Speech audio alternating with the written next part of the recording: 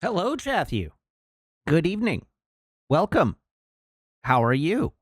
Thank you to Jibcat for subscribing now for 40 months. And thank you also to Ms. Lady Mix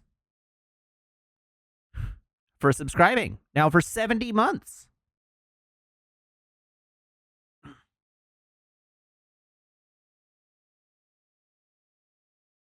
How's it going?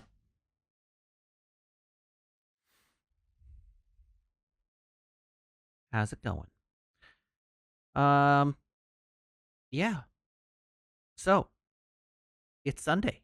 Happy Sunday. It's wet out. It's very rainy here. It is rainy and kind of chilly.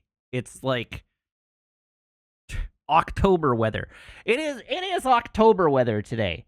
Today's weather was like I have been out as a child. Um this is like prime trick or treating weather. Meg just shouted, "Oh yeah," from the other room. This is the weather where you like your mom makes your Halloween costume and then gets out a black garbage bag and punches 3 holes in the bottom of it and pulls it over your Halloween costume.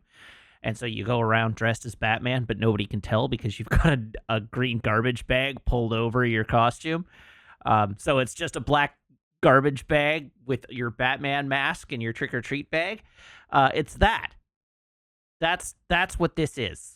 That's what this weather is. This is October weather. Halloween weather today. The only real difference is that it's still light out at 5 o'clock. At 6 o'clock, I should say, on account of the time change.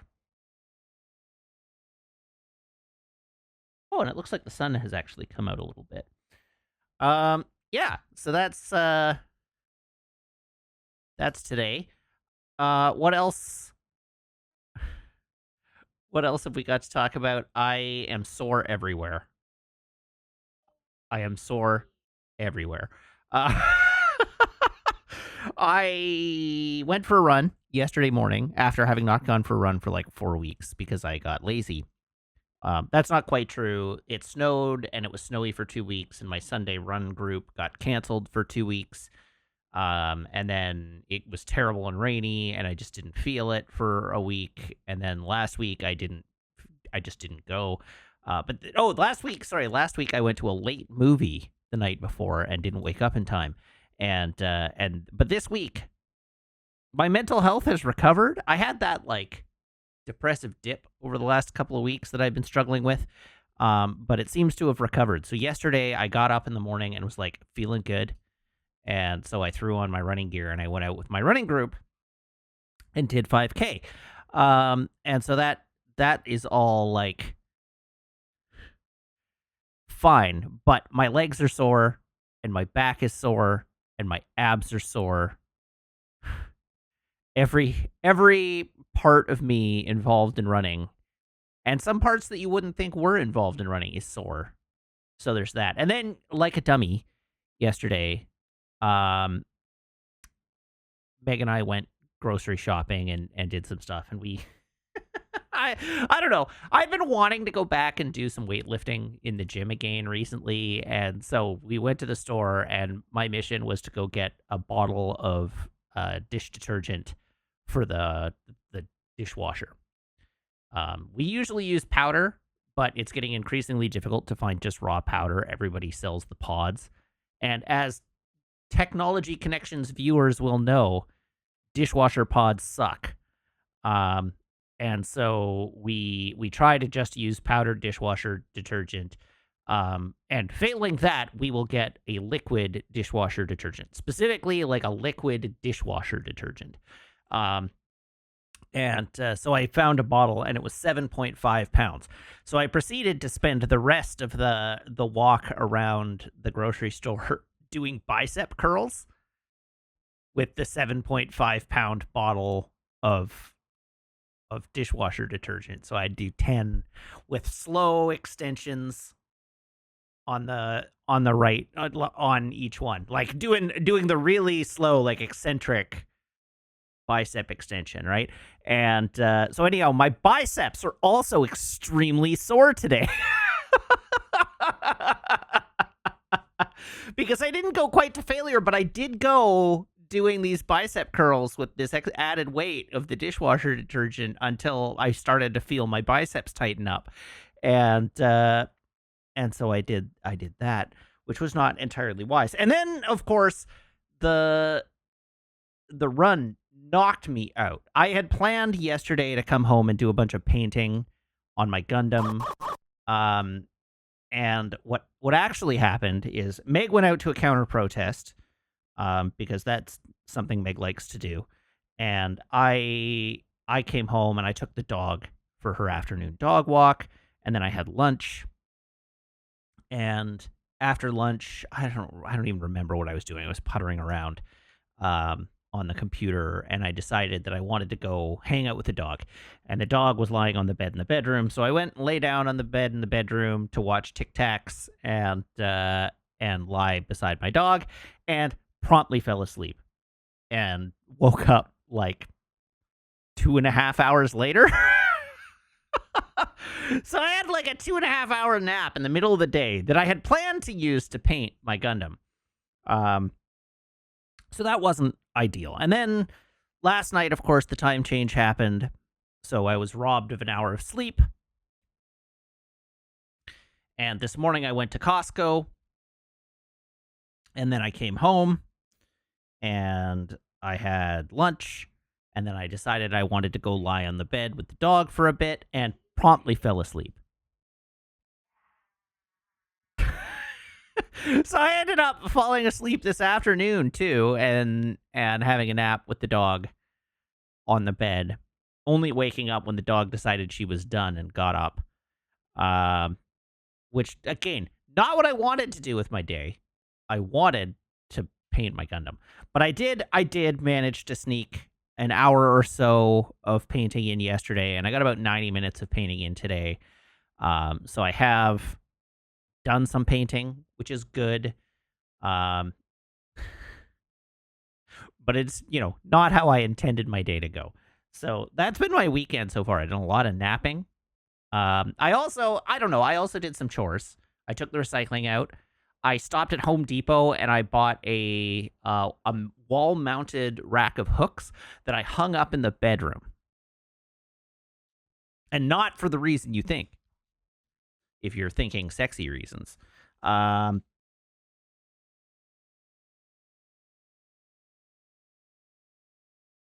the bedside table. Oh yeah, we did that too. We're grown-ups. We are. So anyhow, the reason I got now we have to go back in time and tell a little bit more of a story. So one of the things that we've done for the longest time is like we moved in, but we didn't furnish the bedroom at all. We had our bed and we had our dressers, but we just sort of like threw them in wherever they would go. And so and of course we had the dog crate, and the dog crate is huge. And that was beside the bed on my side of the bed. So I was using the dog crate as like a bedside table, and Meg was just using shoe boxes. And actually rock boxes. Oh, sorry, rock boxes. So a couple of weeks ago, I got it in my head that we needed to finally bite the bullet and understand that Maple no longer uses her crate. And so I took the crate down and I folded it up and I put it in our bedroom closet. So it's still there if we need it, but Maple sleeps on the bed, right? Maple doesn't use the crate. Hi, baby. Are you all grown up? Yeah, she just sleeps on the bed. She doesn't sleep in her crate anymore. So we folded it up and it's there for emergency uses, but we don't need it all the time. So that opened up a bunch of room in our bedroom. So I took what we had been using as a side table in the living room and moved that into the bedroom as my side table where the dog crate was. And it's just an IKEA side table on wheels. It's the lack side table that everybody has. And so I put it on my side of the bed as a temporary solution. And we went to IKEA and we're like looking at bedside tables that we could get so that we could furnish the bedroom so that Meg and I could have matching bedside tables. Like adults. And then in our 40s. And then yesterday I was like, do you like the one I have? Why don't we just get another one of the one that I already have in there, and we'll just have matching lack side table. What was that, Maple? Too much stimulation. I know. You need Um, to have the nip nip. so anyhow, Meg reminds me, it's like, no, we looked into this once, and the reason we don't have two of these is because IKEA doesn't make them anymore. And I was like, that is not a problem. Let me go to Facebook Marketplace. And so I did indeed find somebody selling exactly that or that side table, um, like 10 minutes away from our apartment. So we went and got a second one yesterday. So we moved the bed to center it on the wall. Maple has entered the witching hour. You'll be pleased to know, Meg, you're getting lots of devil Maple emotes right now.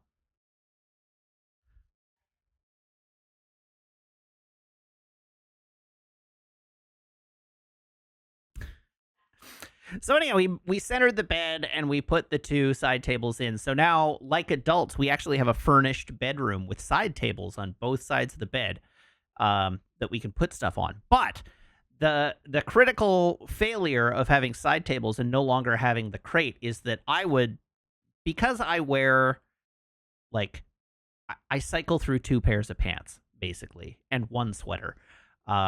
So I always have this sweater. You've seen it many times. My jeans, which I am wearing now, and my now incredibly ratty sweatpants.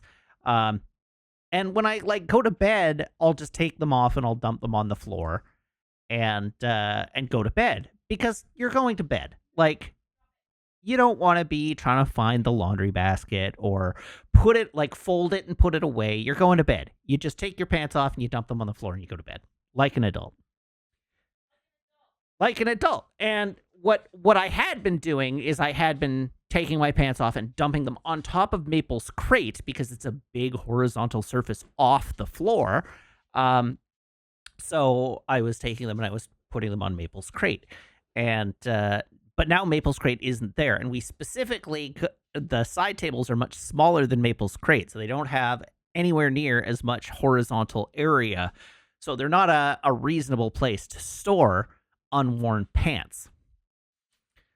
So I went to Home Depot and I got a wall-mounted hanging rack of hooks, like a clothes or a coat hook basically, and I mounted it in the bedroom wall. And now when I go to bed, I can take my pants off and I just can hang them, and they don't have to go on the floor. So I can just hang my pants on a hook and go to bed. And that way they have I'm working with my own idiosyncrasies here, because now when I put my pants away, they just go on the hook. I don't have to try and come up with a place for them. They just go on the hook. And so now I can put my pants away on the way to bed without having to expend extra effort, which is nice. They have a place, and I can put them in their place rather than just dumping them on the floor. So it's good. It's good. And it makes our room look more furnished. It looks intentional. I think that's the critical piece, right? It doesn't necessarily have to be super stylish, but it looks intentional. You don't accidentally install a coat rack in your bedroom wall. And so it looks like it's something we intended to do. And as a consequence, it works with the room, which is important. You wouldn't download a coat rack into your bedroom.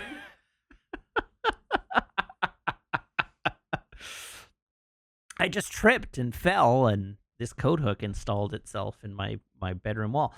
So anyhow, I figured I've been on this earth for many years. And I know what I'm lazy about and what I'm not lazy about. And so I know that if it's a question of taking my pants and hanging them up in the closet, or folding them and putting them in a drawer in my dresser, that's not going to happen. I've had decades of experience of, for instance, my parents telling me to put my pants away, or just living with myself and knowing that feeling guilty about not putting my pants away, but not feeling like it makes any sense to put my pants away because I'm just going to put them on again in a little bit. That the like giving myself a place that it's part of the natural flow of going to bed and being able to just like take them off and hook them without having to look for a place or figure anything out or expend any mental energy on it at all. Very, very good. Sam says, have you considered additional pairs of pants? And like, yes, I have more pairs of pants. But pairs of pants that I don't wear very often have a place. Those get hung up on a coat hook, like on a coat hanger in the closet because I don't wear them very often. So when I wear them, I take them off and I put them away. But my regular everyday pants, the pants that I wear every single day, where if I put them away, I would just have to get them out again in the morning, doesn't make any sense. You just lean in. Lean in. Do the things that make sense for you. Anyhow, I wanted you to know that when Maple got in you got trouble. so many devil emotes. Yeah. Yeah. It's true. That's what she did. Lydia says, wait. When did these pants get washed? I don't think you should ask questions you don't want the answer to. Why wash pants when you could simply not wash pants? Like, we're gremlins. We're perfect for You're each not other. supposed to wash denim. I feel like you could wash your jeans once in a while. I have. But I do wash my jeans once in a while. It doesn't really matter. Quite rarely. But they're your outside pants. Yeah, but they're your hard pants. My sweatpants that I have worn to death, I wash those not infrequently. Yeah. Not infrequently, as opposed to rarely or never. Yeah. Yeah. It's fine. I don't know.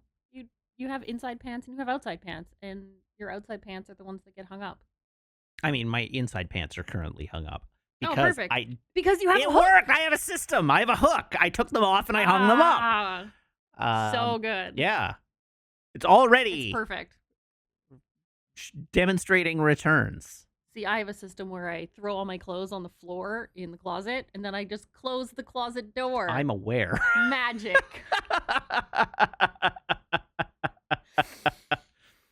Yeah. Works great. It's very good. Our home is coming together finally now after nearly a year. Very gradually, yeah. Just in time for us to move. We're not moving. Why would we move? There's no reason to move. It's fine. We'll just stay here forever. I know. That's definitely not a possibility. We could stay here for several more years. We could. But we may not.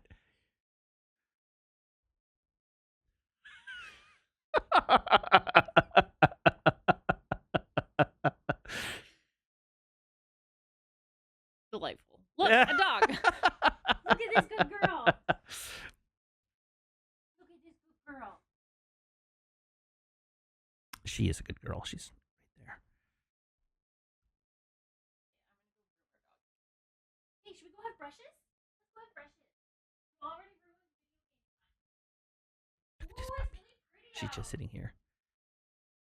Cotton candy outside, Matt. I know. I saw the colors. It's very pretty. Anyhow, to those of you in chat, we are not at this time planning to move. I think that's the important thing to take away here. We are not at this time planning to move.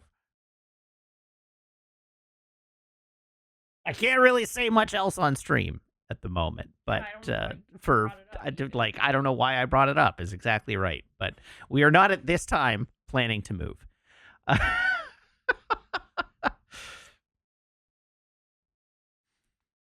Although the construction in the neighborhood would drive a sane person to want to leave. That's true. There's a lot of construction in the neighborhood. Um, yeah, yeah. You're just like my fresh. Maple is getting brushed, and Meg's head is in the way, but Maple is protesting. She's like nibbling my actual skin. Yeah. See, it's not that bad. It's actually quite nice. What is, Chat asks, the actual 1-year anniversary of the condo? That is a question I can answer. What day? We moved on Thursday. I was just going to look at my... Are you sharing your screen? No, not at all. Look for an email from the caretaker of this building. Mm-hmm. Confirming our move-in date. That will be the easiest way. I have 7,000 emails from that person, and you will have like maybe 3. Yes. So just search them. The search bar at the very top. March 23rd. That would have been the day we moved in. Was it? I'm just going to check. March 23 was the Saturday, so it would have been the 21st. Because that was the day we had the 23rd was the day we had the electrical work done. Oh, okay. How about? So there you go. That's the 1-year anniversary is the 21st of March. The house anniversary. We should probably actually have our housewarming party and invite our friends over. Yeah. Have our the Wiggins ceremonial housewarm anniversary. Traditionally, at least 1 year later. Yeah.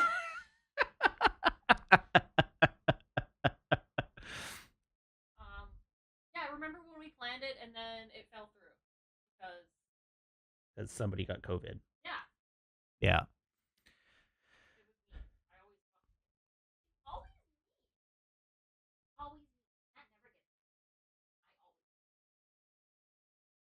I think I've only had it once. Unless that one time I was mega sick. I've had it like one definitive. One confirmed time. I've had it 3 confirmed times. That's right.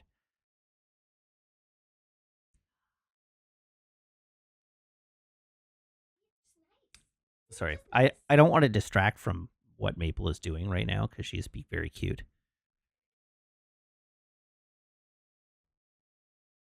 Look at her. I know, she's so silly. Okay, her face is hidden, so I'm going back to close cam. So yeah, what else happened in the last few days? We saw each other most recently on Thursday, I think, because I took Tuesday off this week. I went and saw a movie. You should all go see it too. That's my review.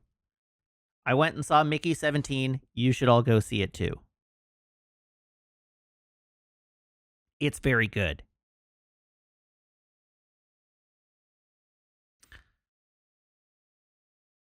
The end.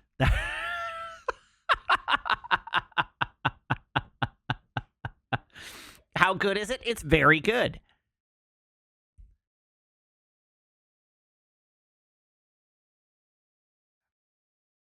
You're happy that Pattinson got out of the Twilight Vortex. One of the best things is like he gets to be goofy. They let him get weird in this one a bit. Not like super weird, but they let him get like a little weird in this one. And he... I don't know. He's clearly having a good time. Sondheim says, none of the commercials I've seen have explained what the movie is in any meaningful way. I should watch a trailer, I guess. Yeah, I would watch a trailer. The gist of it, the premise of the film is very in the vein of Moon.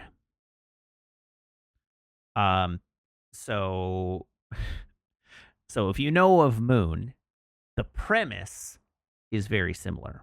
The result, the outcome of that premise is very different, but the premise is very similar. Yeah, as Sam is saying in chat right now, it is nothing at all like Moon. It is indeed not at all like Moon. Um, but the premise is similar.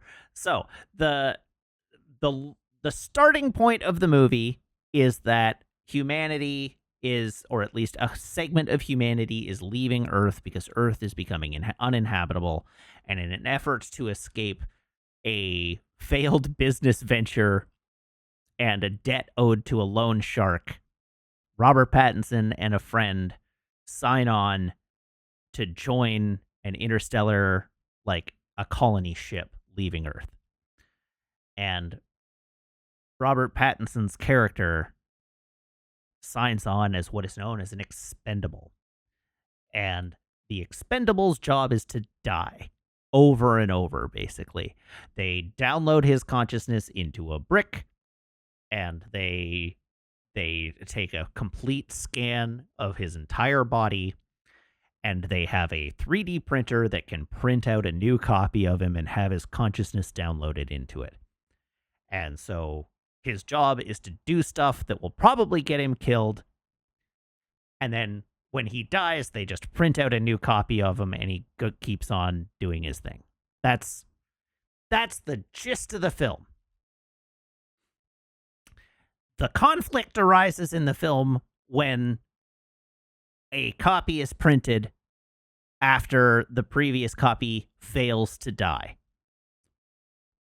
And so there are suddenly two of them around at the same time. And the conflict arrives from basically from what there being two of them implies within the rules of the society, and implies about their individuality, and hilarity ensues. Hilarity ensues.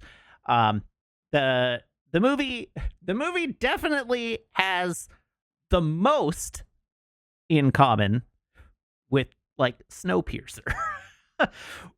Which, if you've seen Snowpiercer, you should have a pretty good idea what Snowpiercer does, except this is more comedy than Snowpiercer was, and less action movie than Snowpiercer was. But it is very Snowpiercer. I don't think I've ever... What was that? It is the same director as Snowpiercer, yes.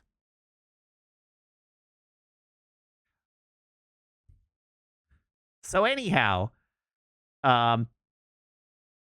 if there's one director out there who seems to hate the wealthy elite, that person is probably Bong Joon-ho.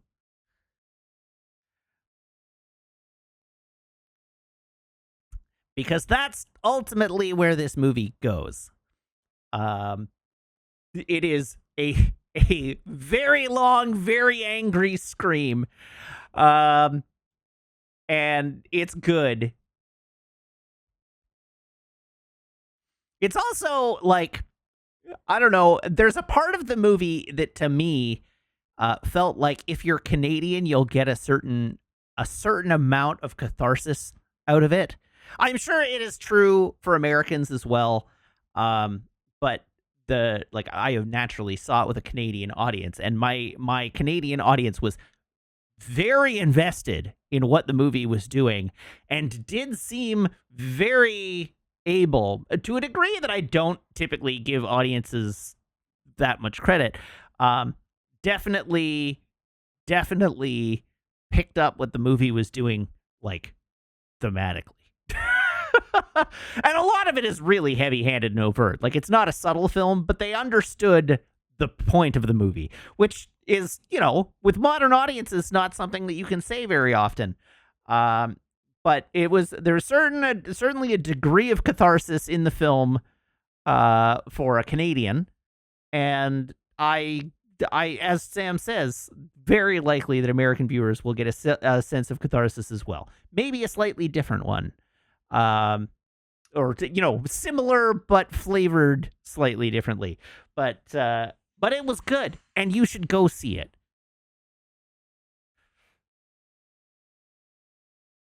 This movie, unfortunately, is bombing in the box office. You should go to the theater and watch it. That is my plea to you. It does. This movie deserves your money.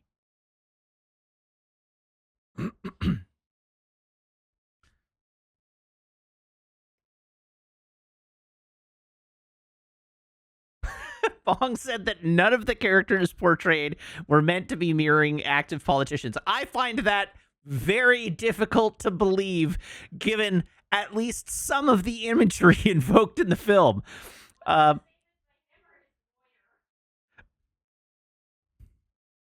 Although I'm given to understand the movie was actually shot at a time when the things that happened in the film hadn't happened in the real world yet. Um, so that's it's possible that they were not strictly intended to portray active politicians. Um, but anyhow, it was a good movie and it deserves to succeed, and you should go see it and give it your money. It is an original, well, I mean, it's an adaptation of a book, but it's an original movie. It's not a sequel, it's not a franchise film. It's an original sci-fi idea, and it's good. Okay, Sam, this is a conversation I wanted to have with you, but I didn't actually have a chance to do.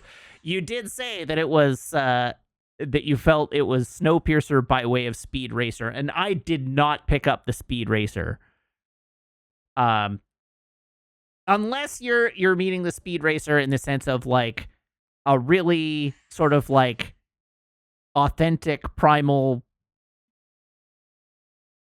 like unleashing of the perspective of the artist behind it. Like really, now I can't think of the word, like auteur pulp almost. I don't know. I want to know what you mean when you invoke that. Very, in the sense of being very good at making movies and having gotten bored with trying to make them strictly perfectly. Oh, okay. All right. I get that. That makes sense.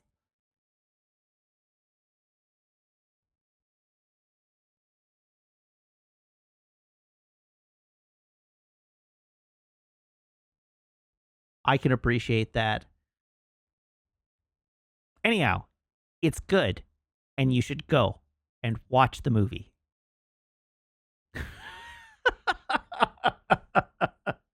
Please go watch the movie. I want to go watch the movie again. So you should go watch the movie once. It's the best movie I've seen this year so far. Which I haven't seen a lot of movies this year, but it's the best movie I've seen this year so far. Certainly the most fun I've had at the theater this year so far. I'm looking to see what else I watched this year. Oh, yeah. It's definitely the best movie I've seen this year so far. I mean, I guess I saw Conclave, and Conclave was also really good. But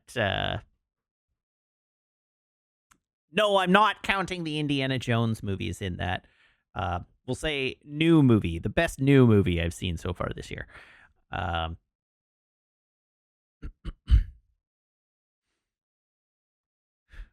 So you should go see it. All right, that's it. Have I got our Thunderbolt tickets up yet? Not as far as I know.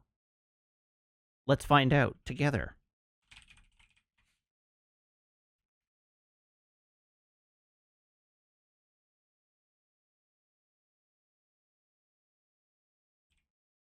Isn't Thunderbolts in May?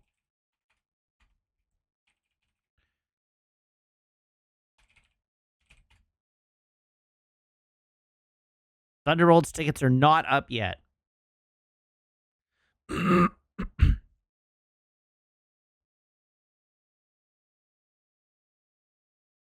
Zafty says, I have many colors of Sprugu. What should I do with them aside from gap filling for painting? I don't know. What the kinds of things that you use Sprugu for?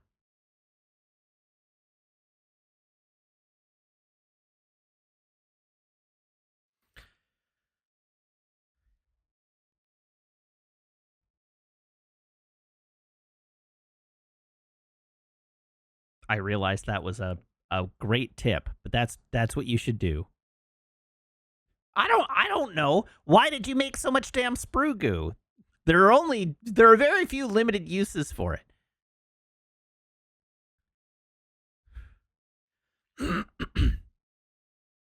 All right, it's time for our clip review. Let's review some clips, shall we? It's not a long clip review, so let's get it over with. You do it so that you don't throw all the plastic away. You're just going to throw the sprue goo away. And now you've added acetone to the plastic. The sprue goo will go bad eventually.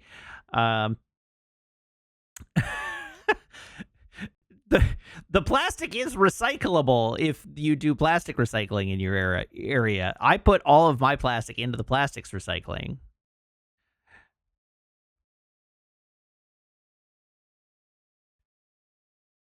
I do not know what kind of recycling Alabama does. It may do none.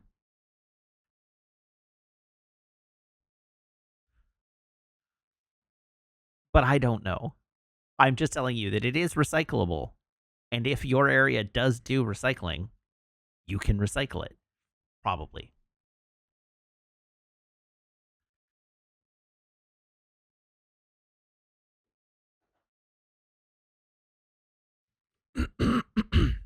Okay. Let's do our clip review. Let's do it.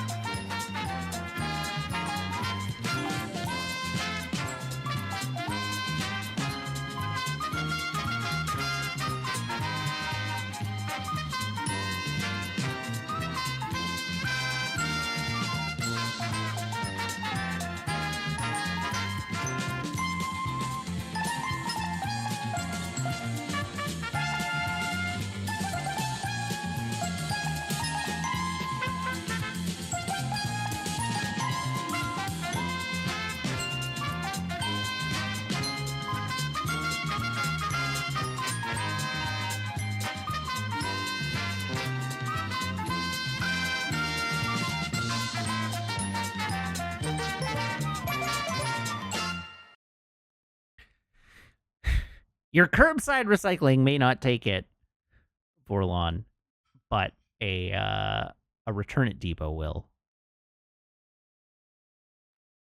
I'm assuming that you're in BC and consequently have a return at depot. The return at depot will take it. Just go to your local return at depot, wherever you are. Okay, we have clips to review, so let's review those clips. Media source. Media source? Wait.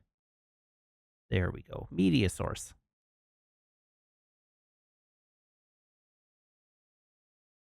Properties. Here we go. Okay. Not that one. This clip review. Our first clip this evening is titled A Cold Bath.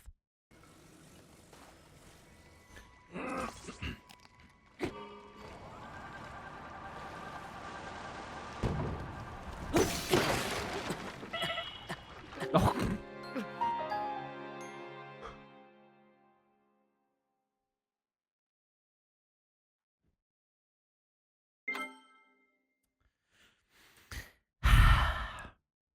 That wasn't how that was supposed to go.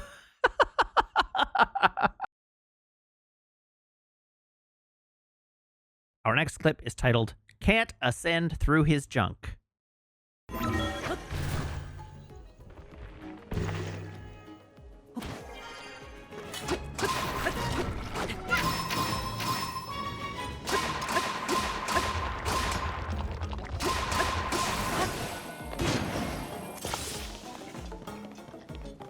Now where did it go? Oh, God. You know, I handled this flux construct pretty well. Oh, God, I can't ascend through his junk.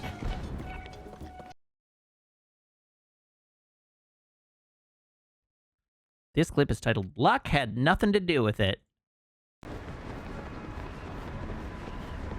This isn't great either, to be honest with you. Uh-oh! Oh!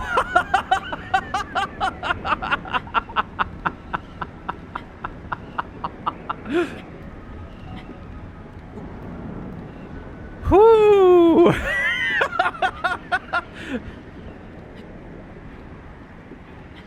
Luck has nothing to do with it. Luck never entered the equation. Oh, God. Oh, no. Oh, no. Oh, geez. Oh, no. Oh, no.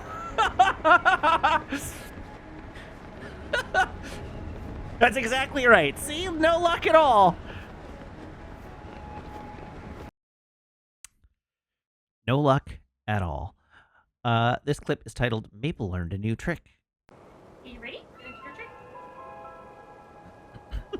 I don't know if that shows up. The dropping kibble doesn't really, but yeah, she learned how to catch kibbles that were dropped from above. She couldn't do that before. This is new. Ready? Or are you gonna cough?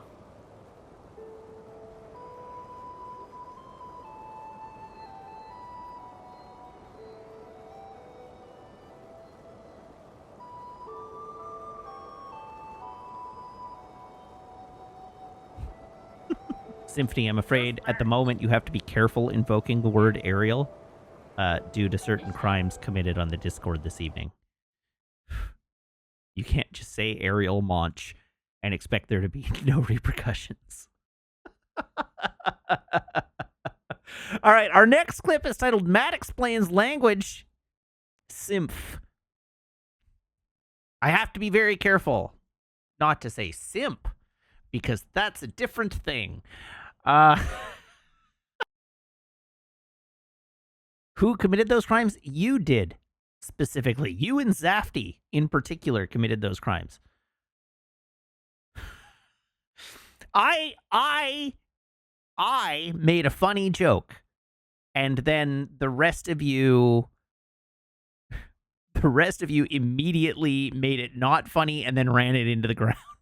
I don't know what to tell you, chat. This one is on you.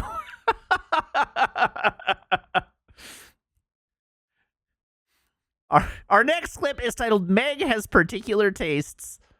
Please, all 5 walks. Hi, Meg. Hi. We're so close. Come on, Wink. Let's go figure out how to open up those walks. You're perfect, never changed.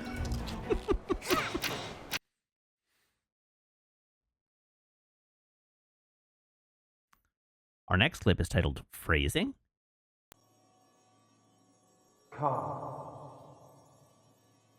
Come. To me. I mean, you're going to have to work a lot harder if you want to get me there.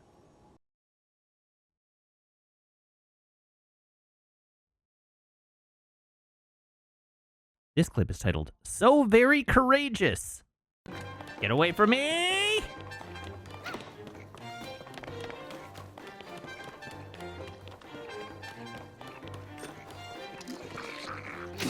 Oh, God! No!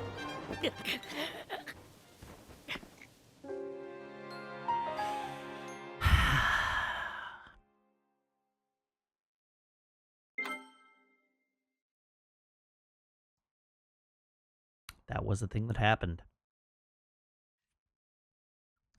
Some hero of courage I am. Listen, I courageously yote myself straight into the floor. I don't know what you're talking about.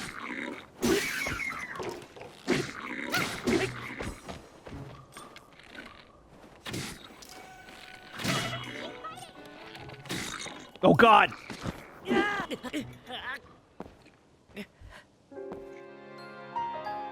I'm so courageous, I did it twice.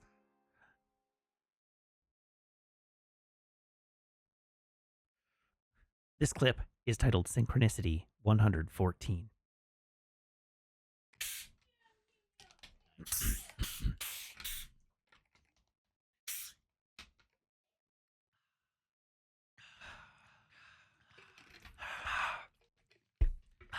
spicy today.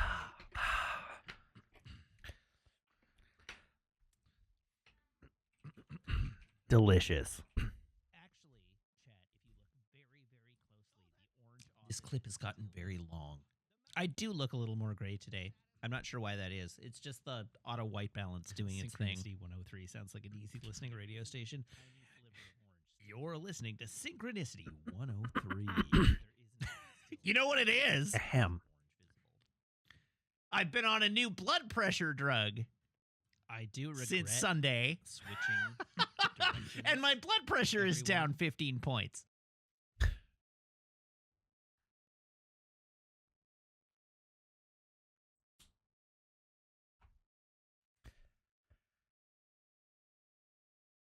Our next clip is titled The Jokes 537. And I owe a joke. So what do you call an amateur circumcision?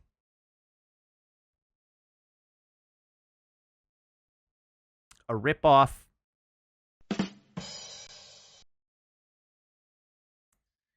And The Jokes 538. I need to tell another joke because there was another joke request.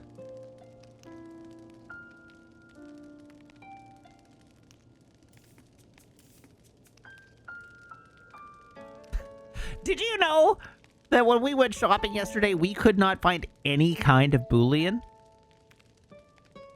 They were completely out of stock.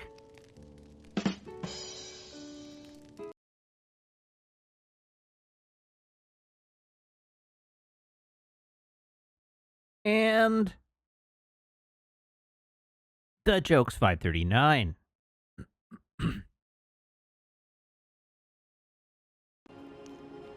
All right, folks. I think this is my problem. When I'm in the office, my jokes get a laugh. But when I work from home and call in via Teams, they don't. I guess I'm not remotely funny. Which has obvious consequences for streaming on Twitch.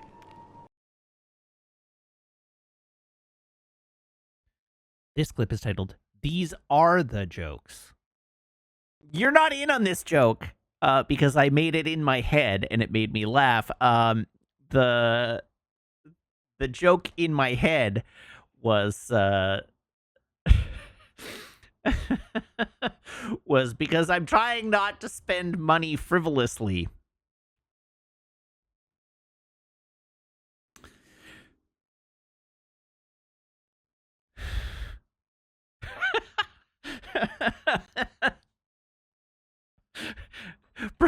Precisely.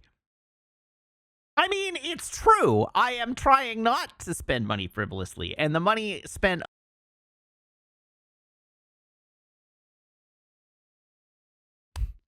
I like the. Even through the clip, that joke is basically entirely in my head, without the context of the clip. This last clip of the evening is titled Yeet This Thing.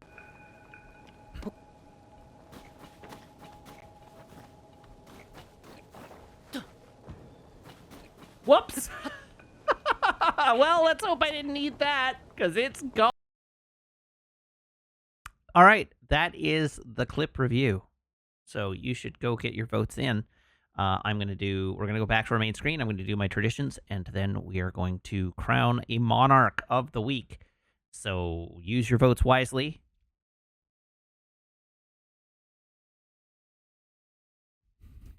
This is the second ceremonial vote today. That wasn't the button I meant to press.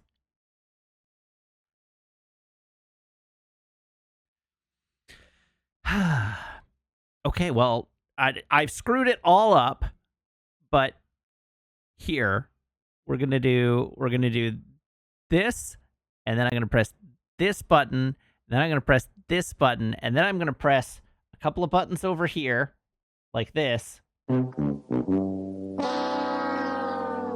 There we go.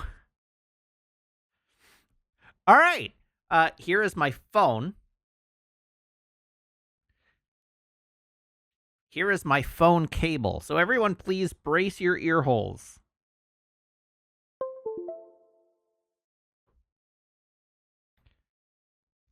There we go. Next up, Garcon, can I have a drum roll, please?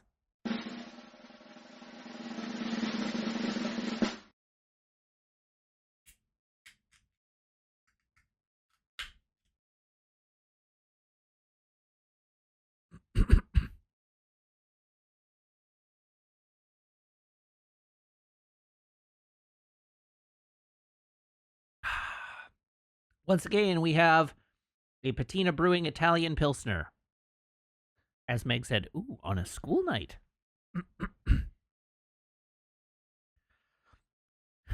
Apod says, one day Matt will just not plug his phone in and we will all go mad. Yeah, that's right. The only thing that's wrong about that is that if I one day forget to plug my phone in, you will not let me forget.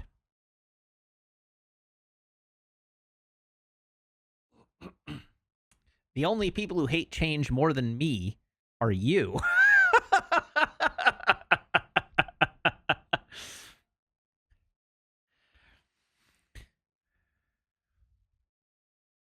All right, what do I want to vote for this week?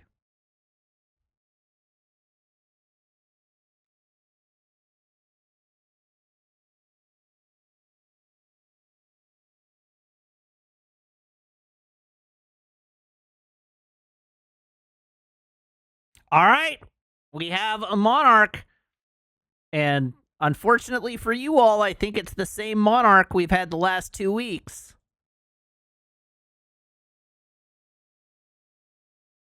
Your thirst for blood may go unsated yet again. I'm just checking. Yeah, it's true. Symphony is won again and remains as monarch of the chat. So hopefully this week Symph came up with a name for the Discord, as opposed to last week where she abdicated her one singular duty as a monarch.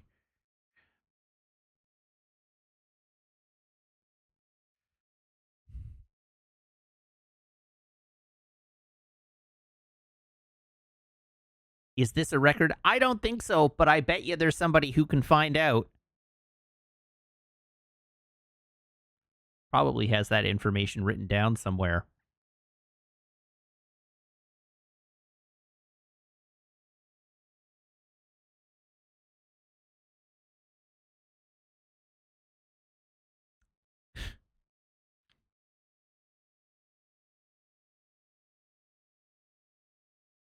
Okay.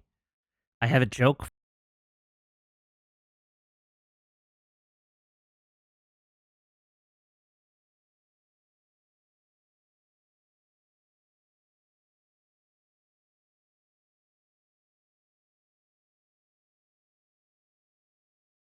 And we're back. Hi again, everyone. Sorry about that.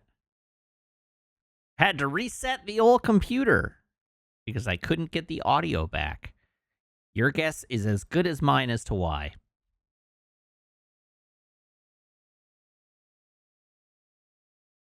You're not Framey, Jibcat. Oh, you are Framey. I swear to God.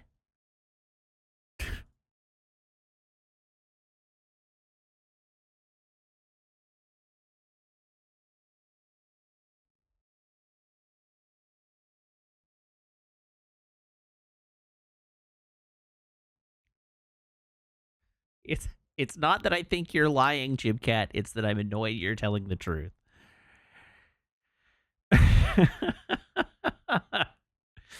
Okay, I think I still owe you a joke.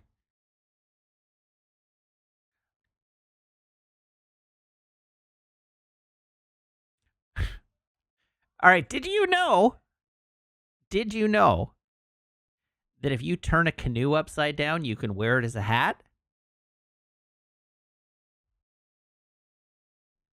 Because it's capsized.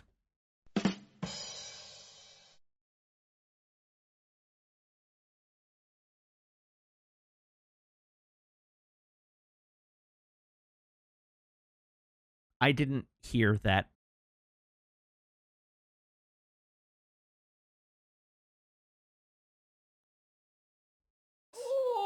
All right, good. The audio broke. No, it didn't. You can hear me.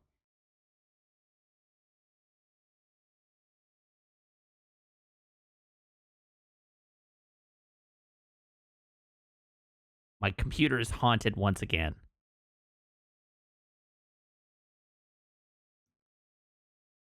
I went muted for a moment right after I said I didn't hear. Well, I don't know why that would be.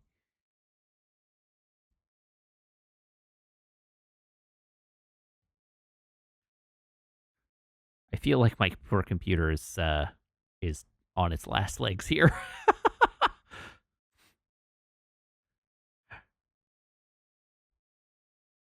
I'm asking it to do a lot these days.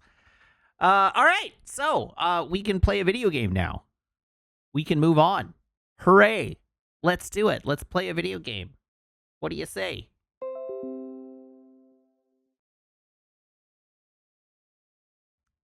Microsoft, I am already on Xbox Game Pass. I do not need to join Xbox Game Pass. I have Xbox Game Pass. Go away. That's not a reminder that I need. Do we need to spec out a new build for me? So no. One, I'm fully capable of speccing out a build for myself. Two, I do not have the finances to buy another computer right now. Of any size. It's not to say that I won't be able to in the future, but I do not have the money at this particular moment to buy a computer. Three, I would want to go NVIDIA in order to get the NVENC encoding. But I don't want a 50 series card because they sound like they're bad. So we're riding this to the 60 series one way or the other.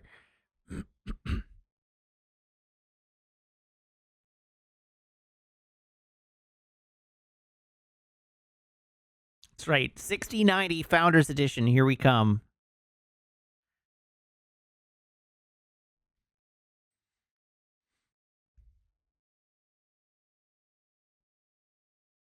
What have I currently got? I've currently got a 1080 Ti, and it's the little graphics card that could.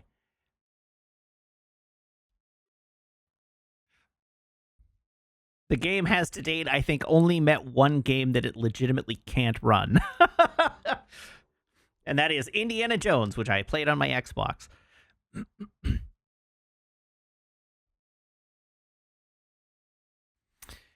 All right, let's play a video game.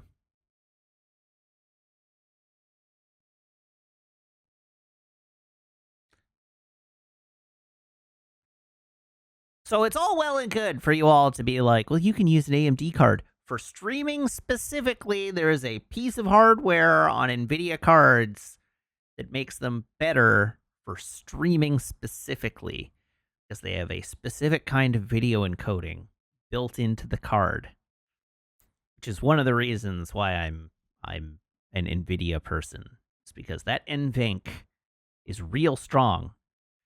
Now, that said, I could buy a new PC and take the existing PC and turn it into a streaming rig specifically, but I don't want to do that.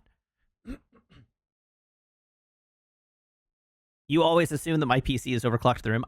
Fun fact, I have never overclocked my PC.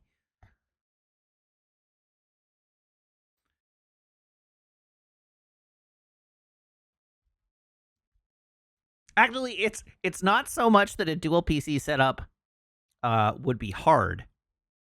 It's actually quite easy, especially with the audio hardware that I have now. But because I work from home and I run all of my audio equipment into both my main PC and my work PC, I am already running a 2-computer setup. And so I would have to rewire everything yet again to turn it into a 3-computer setup, which my audio hardware doesn't currently support. So it would make things an actual nightmare. And I don't want to deal with that.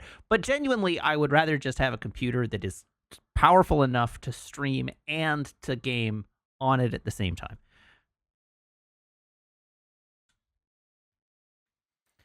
Okay.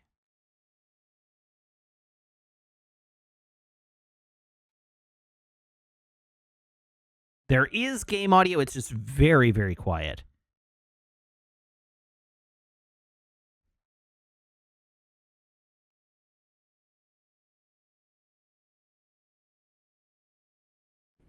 Quiet enough that you can't hear it at all.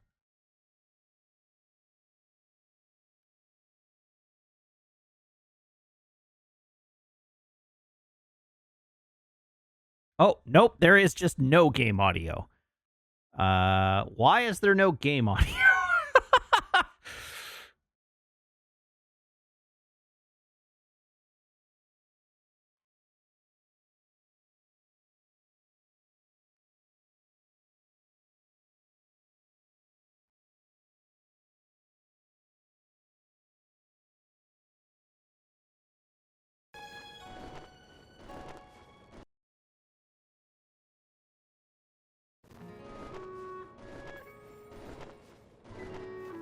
There we go.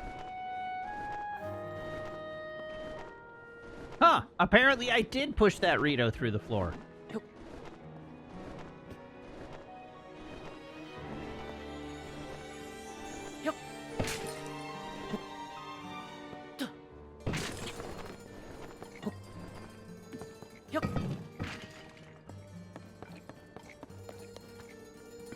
Okay, you do not have a quest. So we are, now that we're here in Rito Town, we know there were quests here. So we're gonna do the side quests. I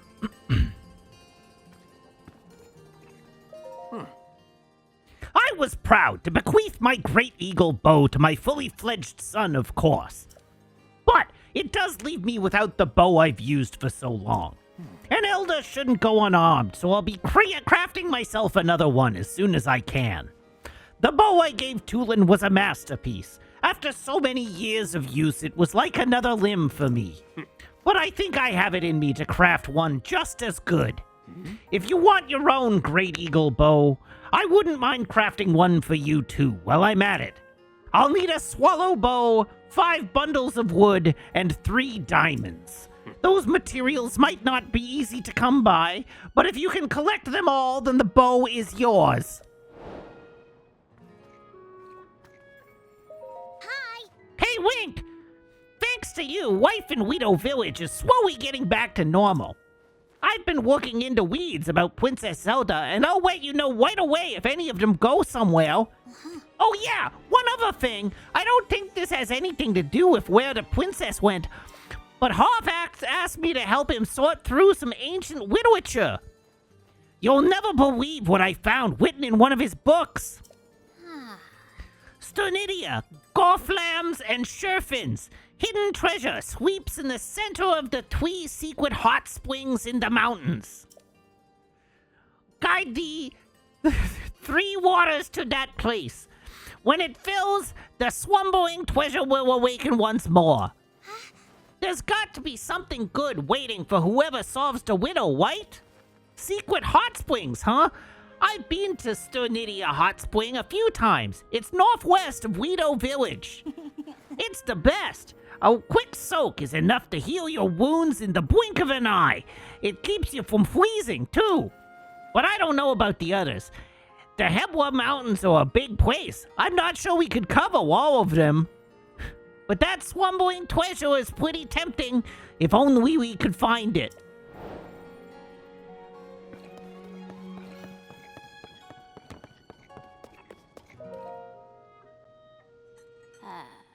Oh, Link, we meet again. Kato and I came here to see a geoglyph. Sadly, we were thwarted by the blizzard and grounded nearby. After it finally calmed down, we made our way to this village. We plan to get on with finding that geoglyph shortly. The ancient literature indicates the Forgotten Temple is here in Hebra, at the bottom of the canyon. We believe the temple holds the key to unlocking the mystery of the geoglyphs. But even if we find the temple, our work will not be done. There may be geocliffs located all over the world. We must brace for a long, arduous search.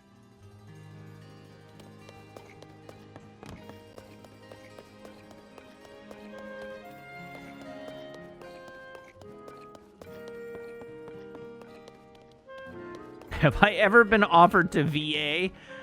No. Assuredly not.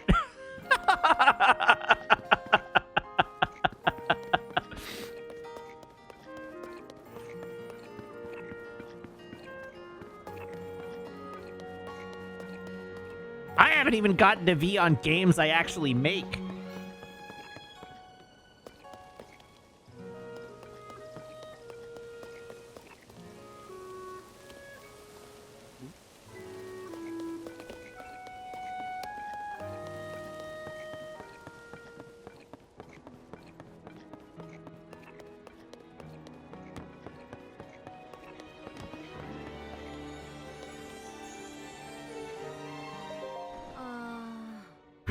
That cave. Where was it again? Oh, hello. Hi. Hey, if it isn't the guy I worked with to save Tulin, or with Tulin to save the village. Everyone in the village is happy to stretch their wings again without them icing over. So thanks for that. At the end of the blizzard, and the end of the blizzard has improved visibility too. It's much easier now to find caves where we can gather food. I saw one just the other day, in fact, while I was flying around, but I forgot exactly where it was. It had a rock weathered in green light. It had a rock wreathed in green light inside it, just like the one beneath the general store. Just where did I see that cave, anyway? I found it while I was looking for that white bird.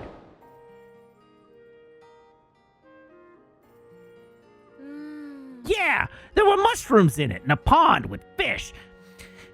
It would have been the perfect place to stock up on supplies.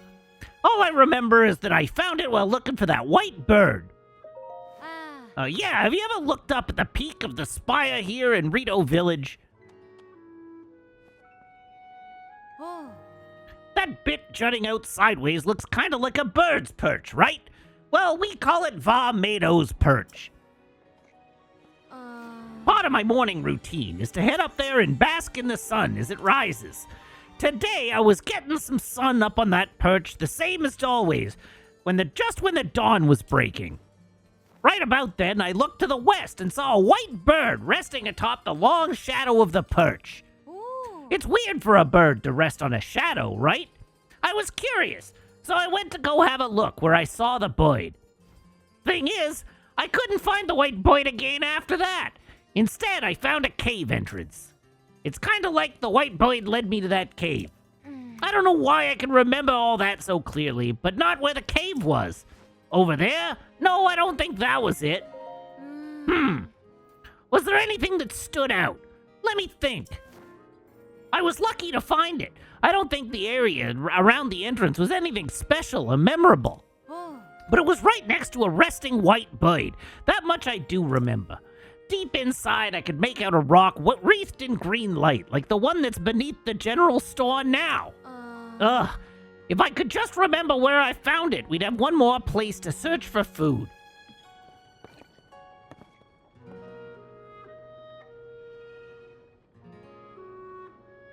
I mean, it's going to be over there somewhere.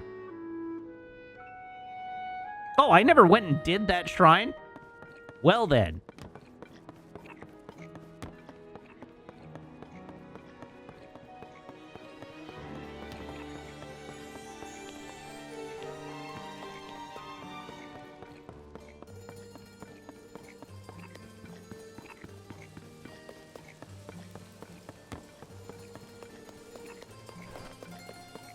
Warm clothes I can't afford.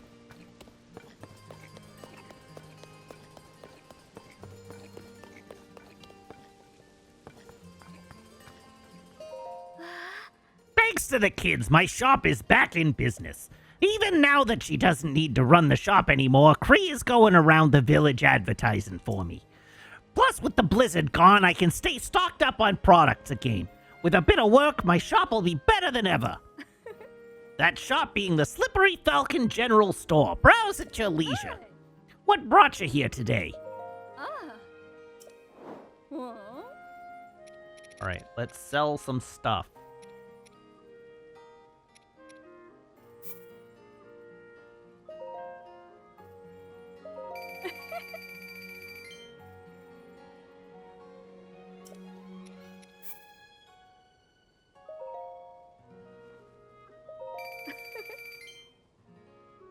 Let's make some rupees.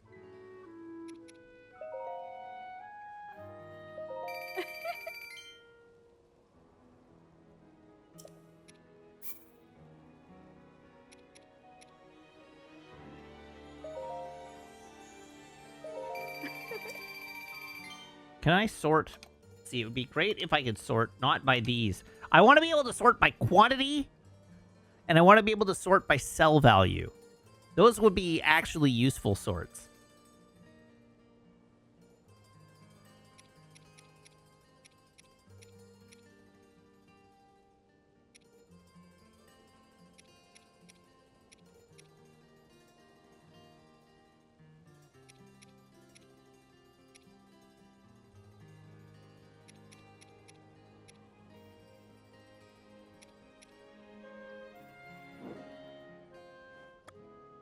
All right, goodbye.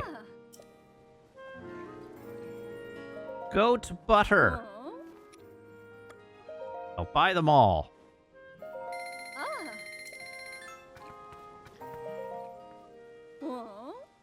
I'll buy them all.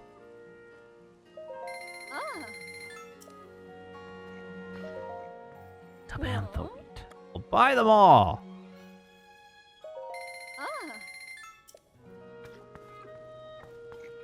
Don't really care about oil jars, but I do want all the arrows.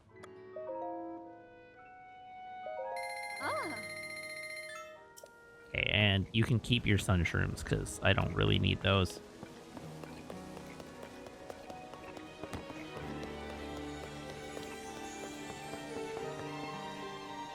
That's the inn. I can get wheat just by cutting grass? No, I didn't know that. Also...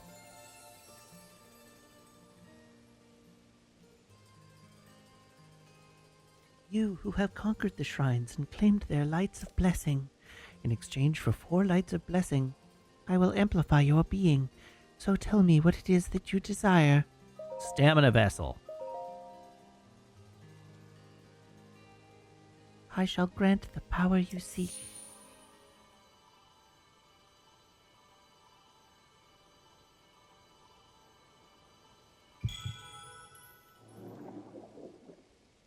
You get rice in most regions, you get wheat in Tabantha and in Akala. It is called Tabantha wheat. So there is that. But no, I didn't know you could get it by chopping grass. That was news to me, in fact. Go, bring peace to the world.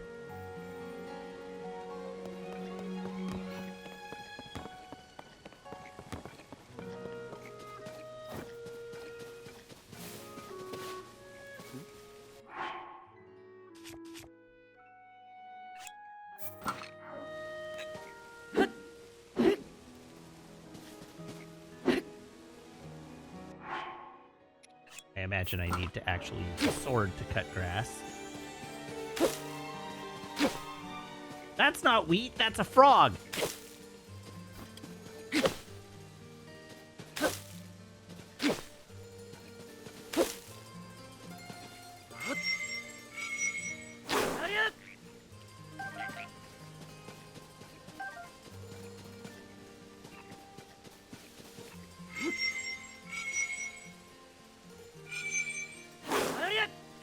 Chat lying? Who knew?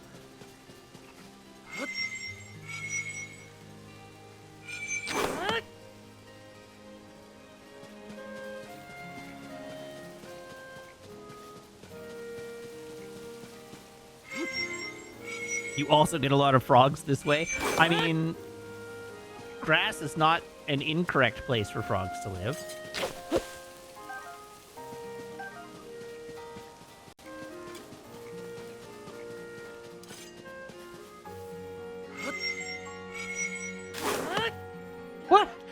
there an arrow just rolling around here?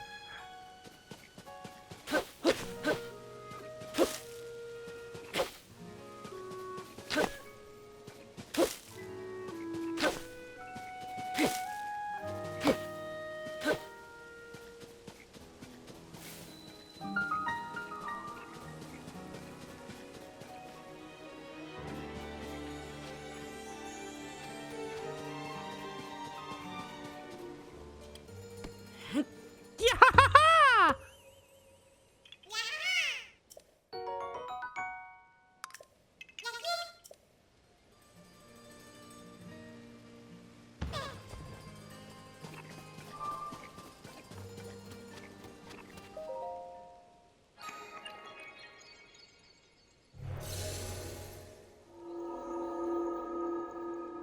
Santa, you should really make exclamation Yahaha the alias for the TOTK Koroks up command.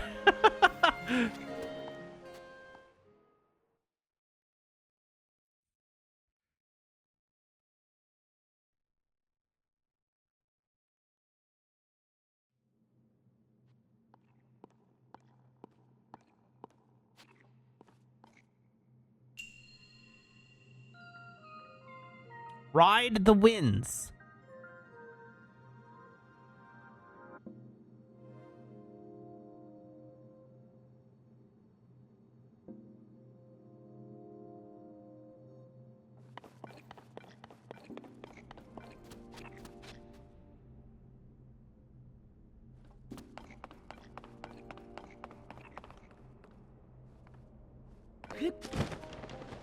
I shall indeed ride the winds.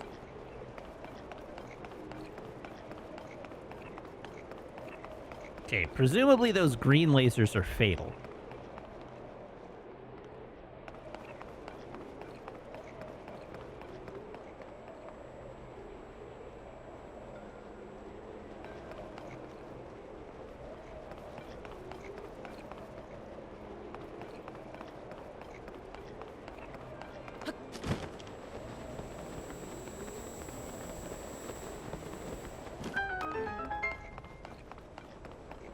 Okay, puzzle 1 solved.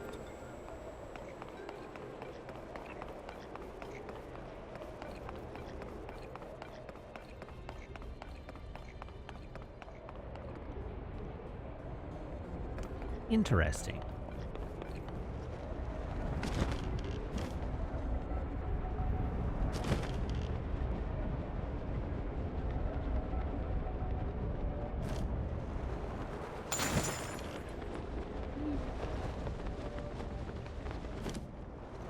I feel like I should check for treasure chests before I leave.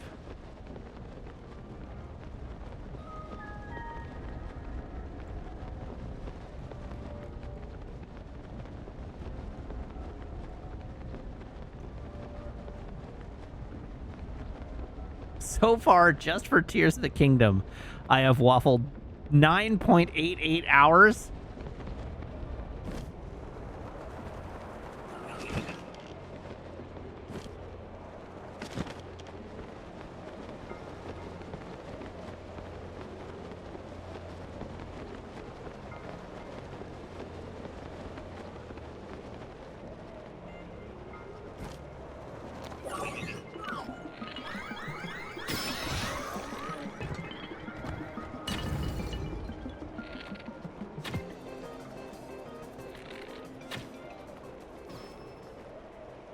Ooh, yeah.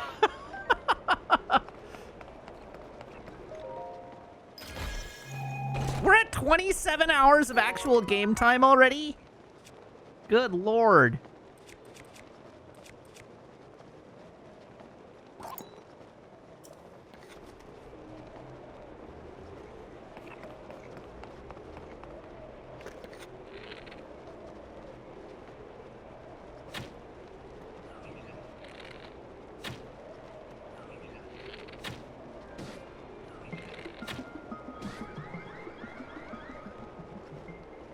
Can I look up for you? Oh! Neat.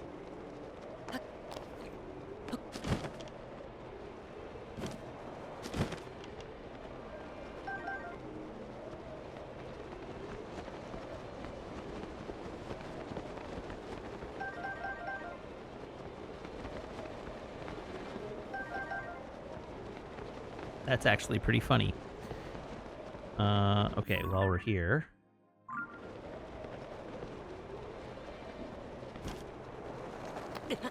Whoops. That's an old wooden bow.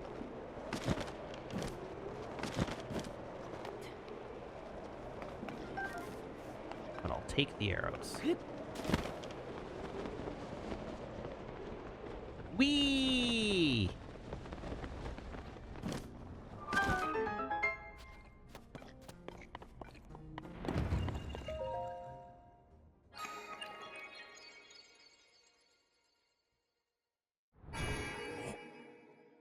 Do you remember when I said my back was kind of sore tonight? Well, it still is. And it's the pits.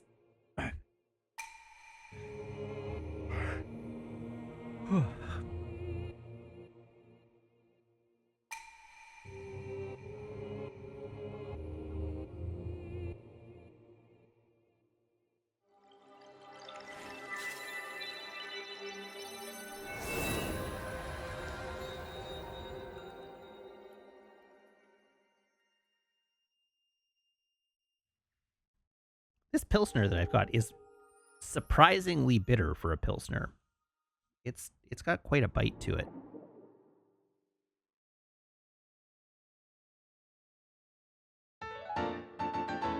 I'll have a sip and then I'll just be like...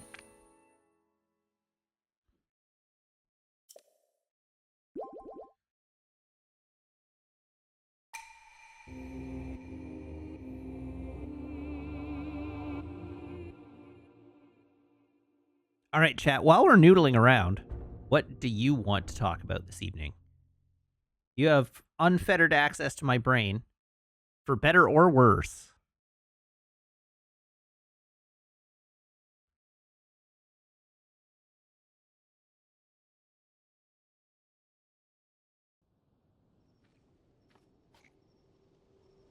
That sounds like it's mostly for the worse. Listen. What games am I working on at the moment? I am working on Halo Infinite. That is the only game I work on.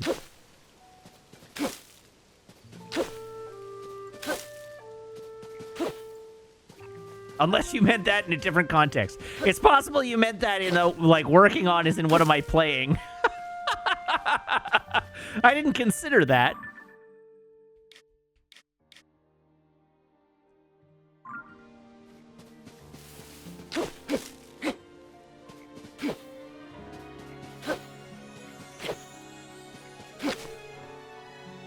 Oh, we got ourselves, I heard that shooting star, but I don't see where it landed. But also, we got a blood moon coming.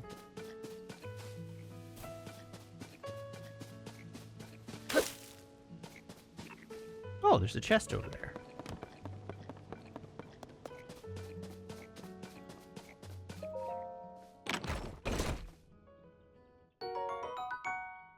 You meant work, so you got the correct answer, but you thought you might get a... I can't discuss that due to NDA. No. I mean, I can't tell you any more specific than that, but I can tell you what game I am working on, and it's that one still. Okay, let's figure out what we're doing next. I wanted to get the shrine detector, and so I was told that I needed to do a boss.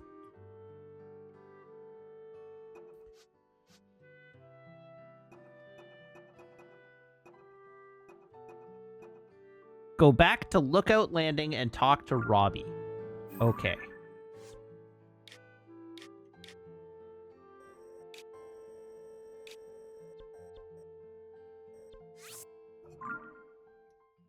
I don't remember which one's Robbie.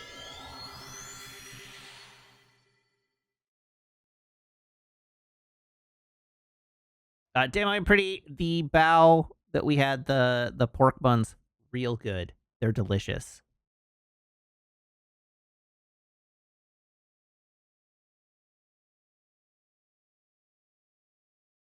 I had one this evening.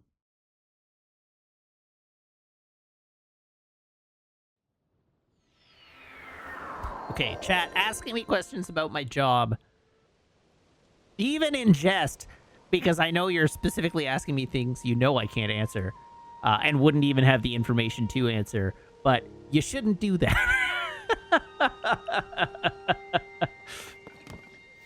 If only because you know I can't answer them, which means I cannot actually talk to you.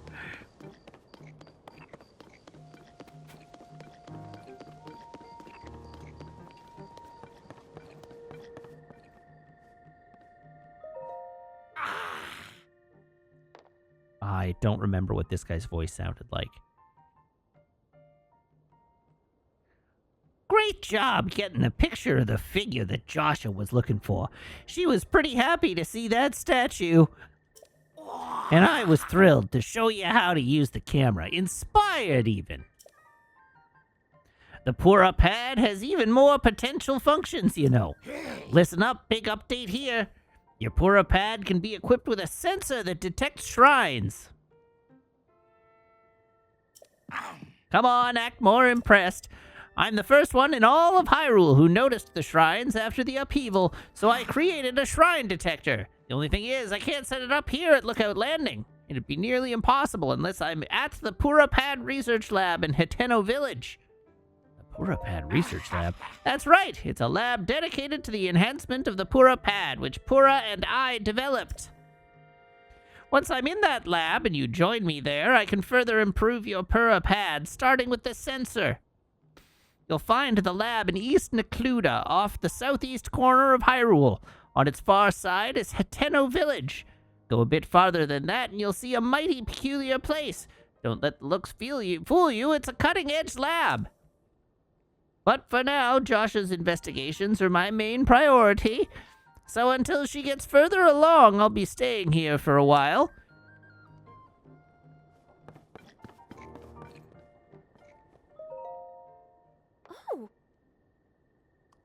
Swordsman, that's where I keep my research materials. Please, hands off, Kay. How much research can you be doing into arrows? Oh, okay, well, we'll wait for the Blood Moon to do its thing.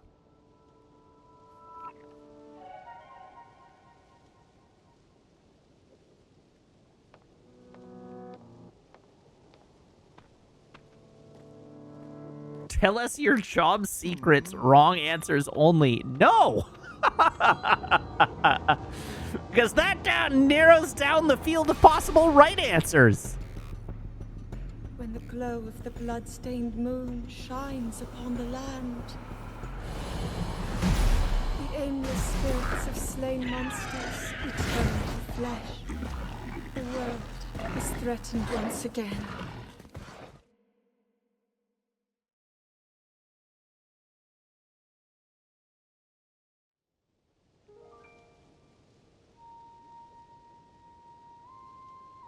Give wrong answers for other developers' projects instead. I hear Hideo Kojima is working on Metal Gear 3. I'm sorry, Taro. You're not the right one for the job. Oh, come on, don't say that.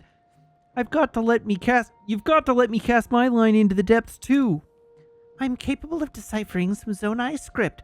Who else? Oh, I'm capable of deciphering some Zonai script. Who else can tackle that stuff? I mean, your skills with the sword, or your skills would be super helpful to me. You're the one in charge of the Zonai survey team, after all. But aren't you heading up the Ring Ruins investigation in Kakariko Village anyway, Tauro? That's where your focus should be. Those fallen ruins are huge and exciting, big enough to see from Lookout Landing. So please, finish your work there before asking to join in new research. Oh, but to read firsthand Zonai history, that bait's too juicy to pass up. Apparently this guy just sounds like Kermit the Frog. Swordsman! Someone else is here for the job already? I guess it's a lost cause. I'll head back to Kakariko Village and just stare up at those ring ruins. If he is Kermit, can she be Miss Piggy? I cannot do a Miss Piggy. Hi-ya! Okay, maybe I can do a Miss Piggy.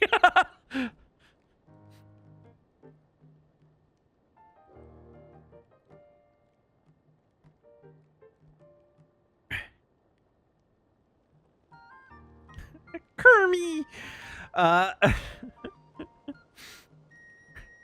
Who? Moi? Taro is such an amazing person, and he's a first-rate archaeologist, too. But he loves Zonai research so much that he'll bolt from a project to chase any new discoveries. I've been looking for someone to help with my investigation in the depths. I mean, you'd be best for the job. I'll help. Oh, Thank you. Having you help out is such a relief. We'll explain all the details to you. Come with me.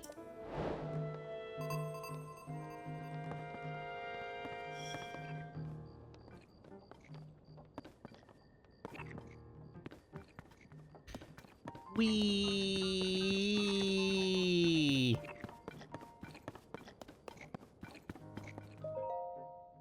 aha. So, remember that fragment I had? The one that showed a single mysterious figure?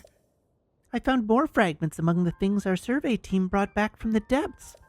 And guess what? They fit together like puzzle pieces. Okay. Ta-da! Just look. Oh, Feast your eyes upon this amazing mural. This scene shows that there's a whole series of statues down there, like the one you found for me last time. But what really caught my attention is the way they're oriented. Each figure is pointed towards the next one in the series. Until it ends with that last statue facing up or facing a final destination, a building that looks like a temple. Also, see those large ears on the figure at the front of the building? That's got to be one of the Zonai.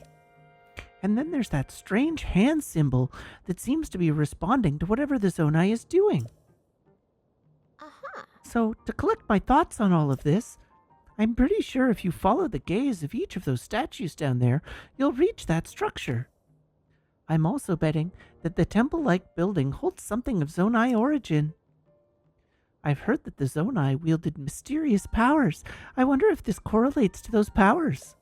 Of course, all of this is still just speculation on my part. So, that's where you come in, swordsman.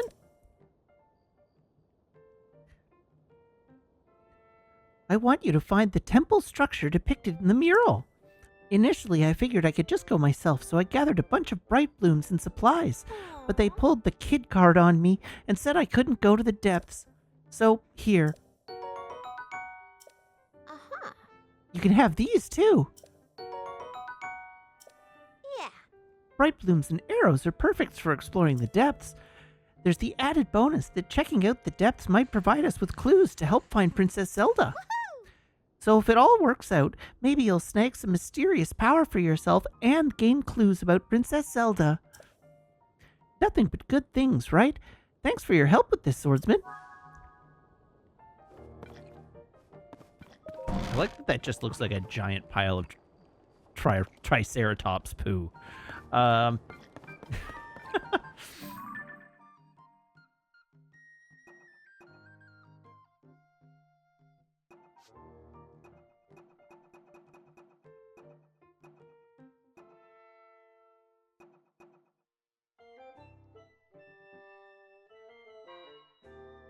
Interesting.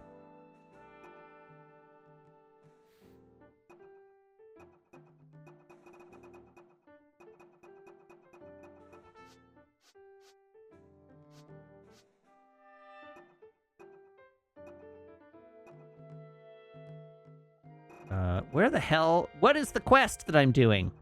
I'm going to the lab at Hateno Village. Where the hell is Hateno Village? That's Kakariko Village. Nope, that's Zora's Domain. I'm very good at this. That's Hateno Village. That is...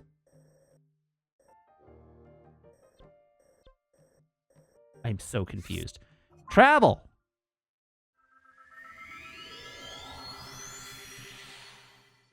That is a different quest, yes. I figured that out when I looked at it. Any suggestions for something to add to a tomato sauce to knock it up a notch? A tablespoon, like a teaspoon of sugar and a teaspoon of salt.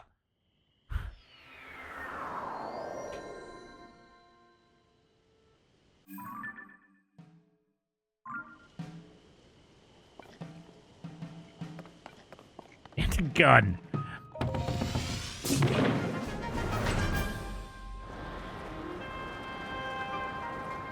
A sizable amount of chili powder is my actual suggestion, and maybe some red chili flakes, but more chili powder than you would expect.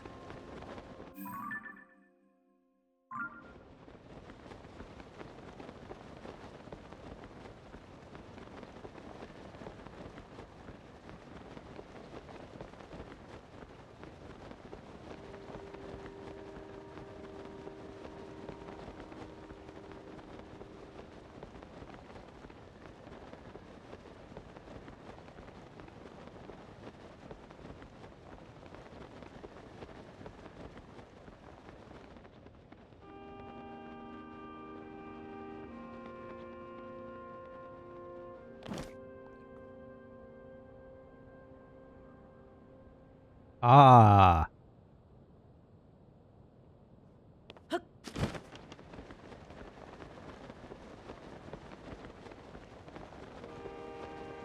It didn't take long for me to get distracted, did it, chat?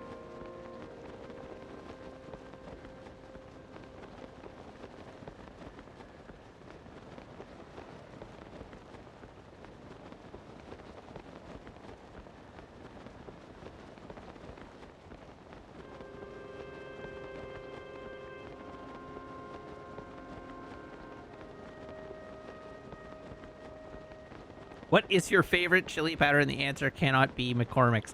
I don't have a favorite chili powder. You ask that like Canadians have choices in terms of chili powder, and that the chili powders are distinguishable from one another. They are not. Western Family chili powder and McCormick's chili powder and whatever the hell other chili powder and some stupid organic chili powder, they all taste the same.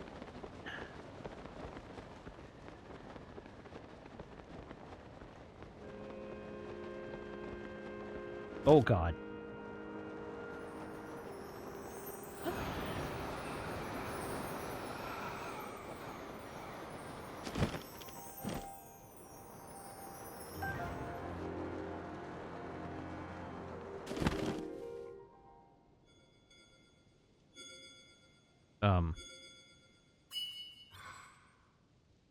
Why are you here? Tulin's vow has granted you the power to summon his avatar. Okay? But why?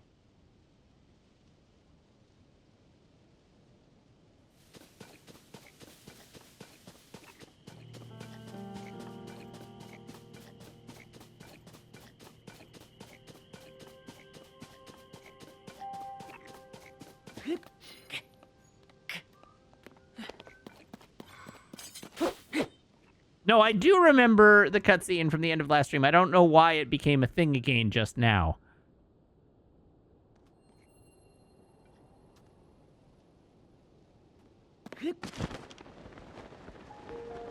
First time I was on land outside a village. Ah, that would do it. That is a lot of keys.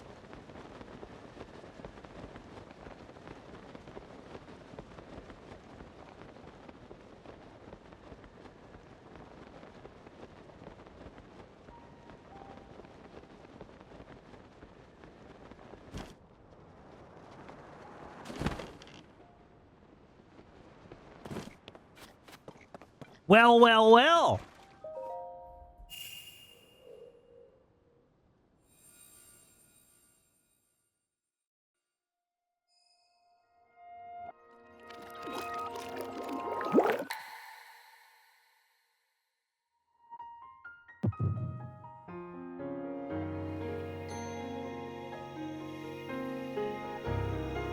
What memory do we have here?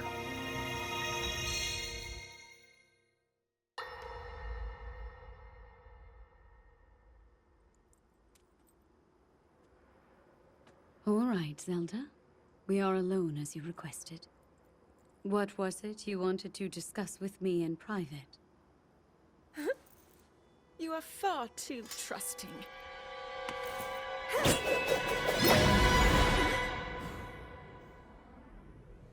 Oh my. I'm surprised to hear you say such a thing. That is quite out of character for the Zelda I know. But then you are a puppet of Ganondorf. Did you really think we hadn't realized your deceit?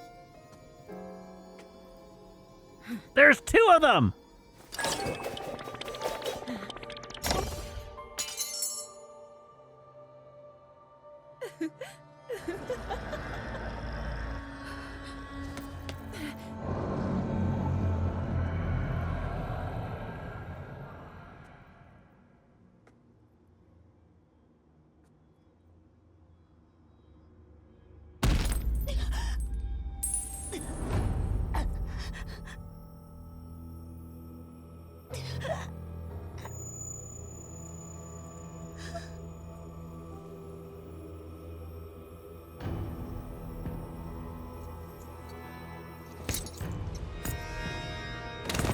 That's cold!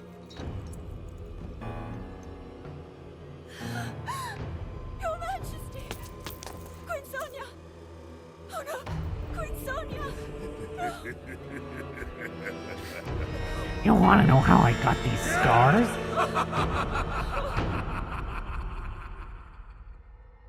Okay, he has one, but what if he took the other one too?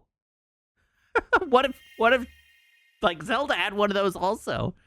Take both of them.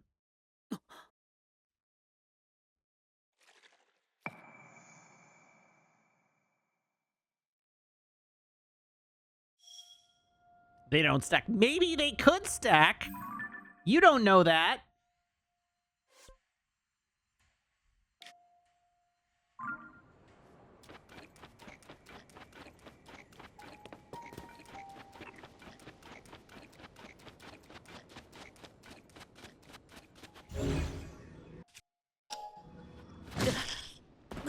That's so rude.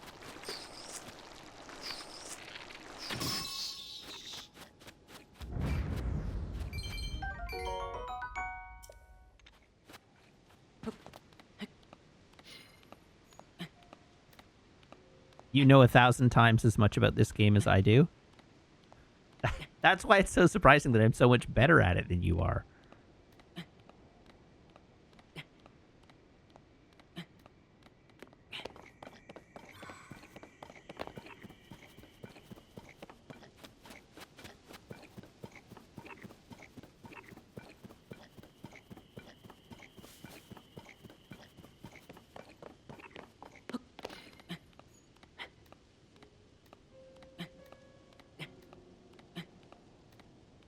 That's right. I got to the end of the game so fast without your help.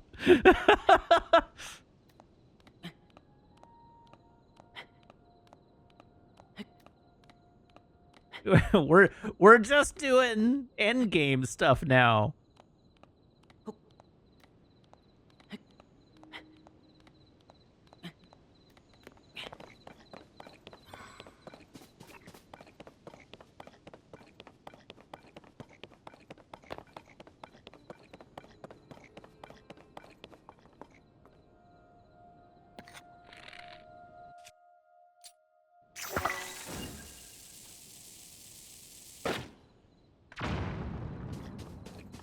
Yes!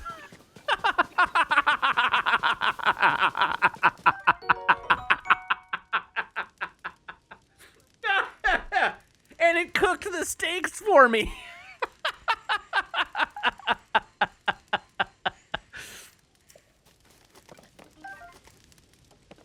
Anybody for some prime rib?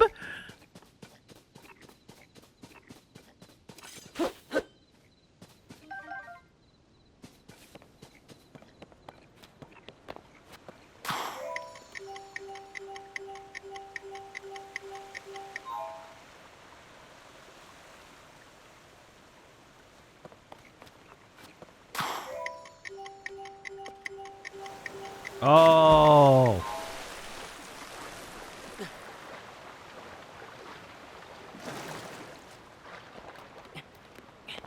Yes, I did biff it, but at least I now understand what the task is.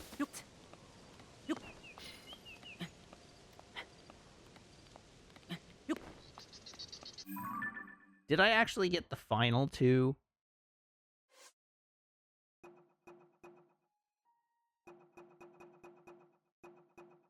Not quite. But I did get this one.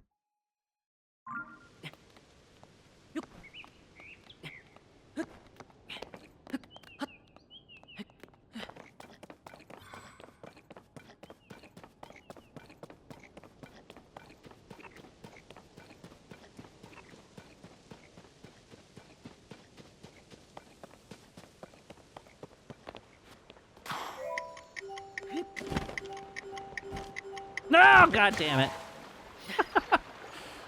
I no longer care.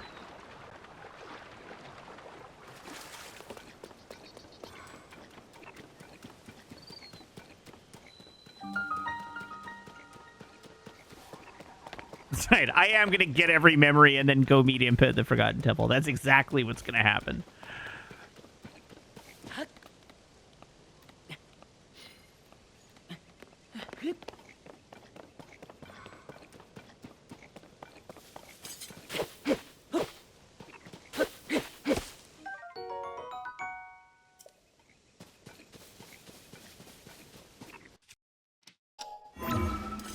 Seems like Maple may be doing some additional shenaniganery out in the living room.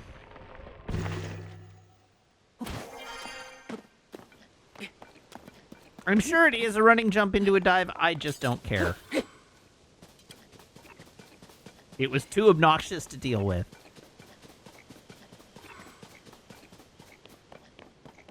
Where do I think Zelda is? I mean, I think Zelda's in the past.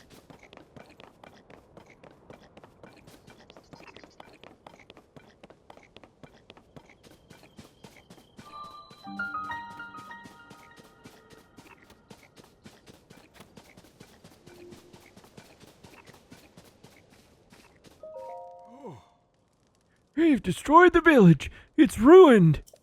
No way we're getting close with all those monsters around. Why do I get the feeling we're being watched? Oh, you planning to visit Lurelin Village? You might want to make other plans if you value your life. Not to ruin your travel plans, but as head of the village, it's my duty to protect locals and visitors alike. You see over there? Monsters have taken over the village. I don't know if they're after food or supplies or what have you, but the minute they arrived, they started acting like they owned the place. By some bit of luck, everyone from the village managed to escape in one piece. But with their homes destroyed and nowhere to live, well, the villagers have scattered to the four winds. If only those monsters weren't there. Master builder that I am, I'd have those buildings fixed up in a jiffy. There's certainly been an increase in monsters lately. I wonder if it's because of the upheaval. This is two characters that I've been voicing the same way. It doesn't matter. And they seem more aggressive, too. I never thought they'd be bold enough to launch an attack from the sea. They're behaving just like pirates. As long as even a single one of them remains, it's too dangerous to go anywhere near the village.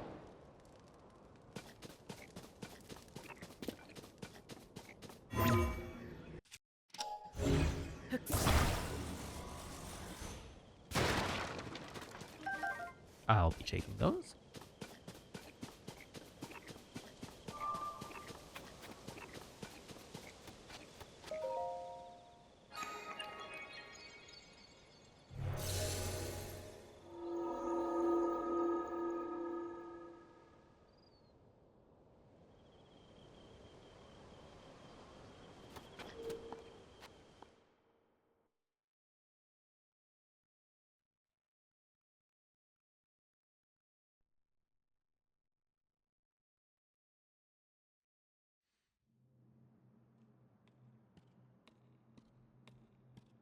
Oh no, it's another one of these shrines.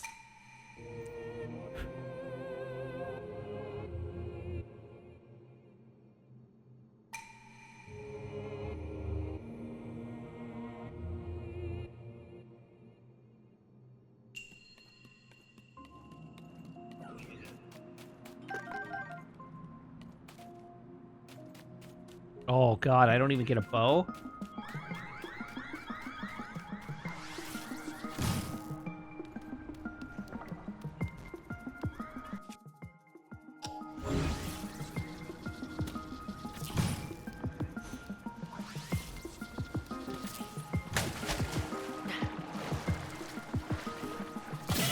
Ow, Jesus.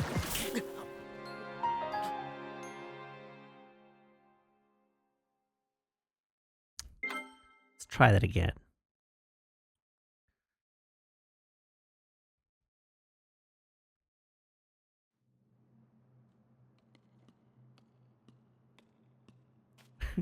They're defending themselves somehow.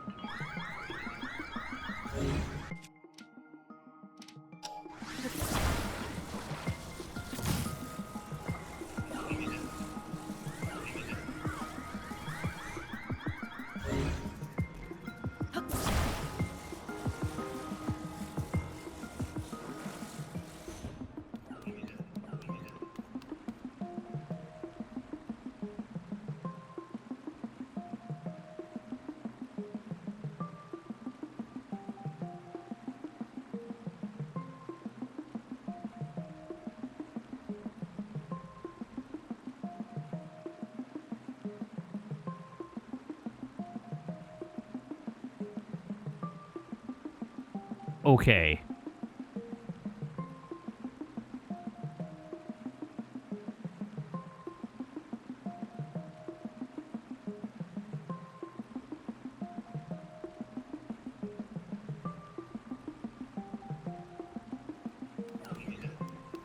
I tell you, Sam, I do not and probably never will understand why everybody hates Smart Hulk so much.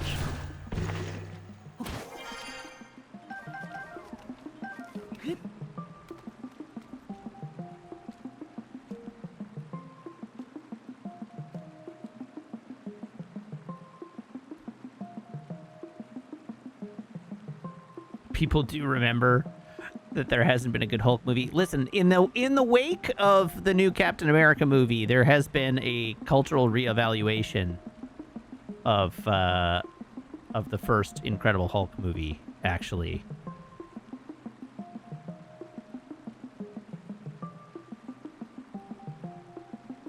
People who don't like modern Marvel movies are waxing poetic about how much they liked the original Incredible Hulk. No, not Ang Lee's, the MCU Incredible Hulk.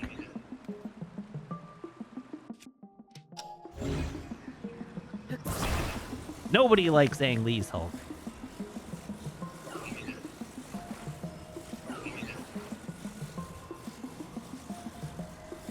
Ang Lee's Hulk is sort of canon, in the way that it's not canon at all.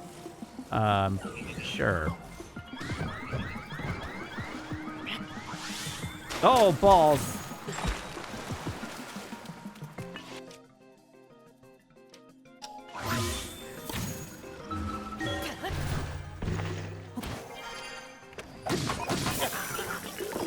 Ow!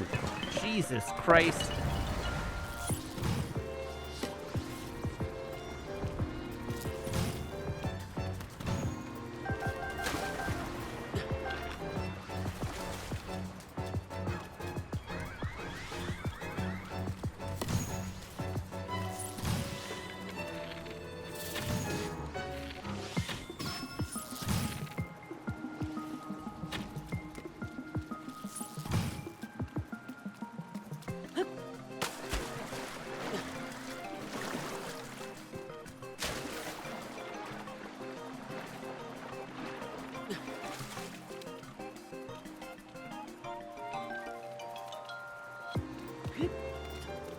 I've somehow created Hulk discourse in our very own Chathu, and I regret this.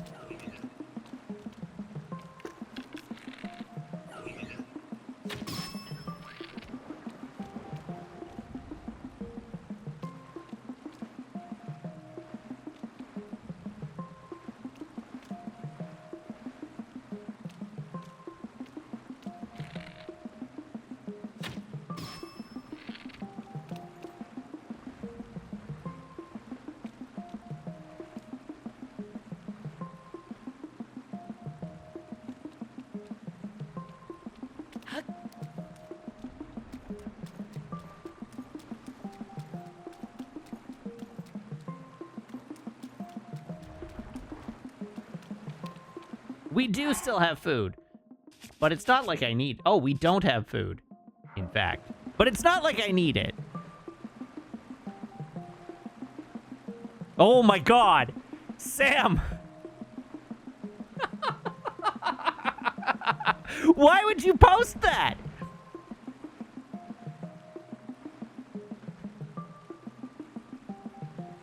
I know exactly why you would post that.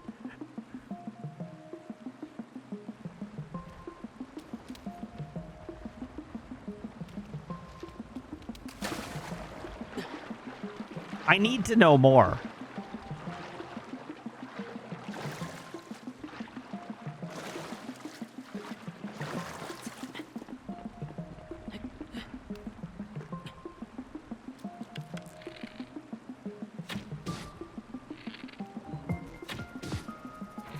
Oh no!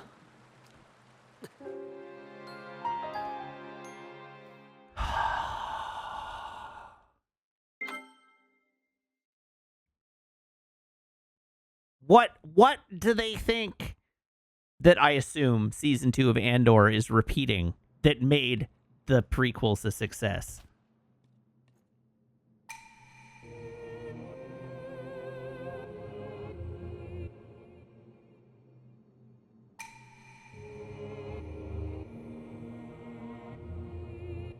It's just someone reinventing the concept of dramatic irony with only Star Wars as a reference point.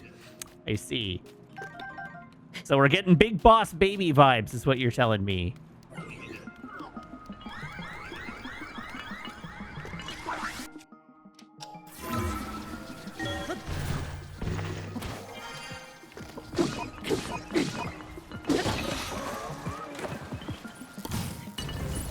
Oh, come on!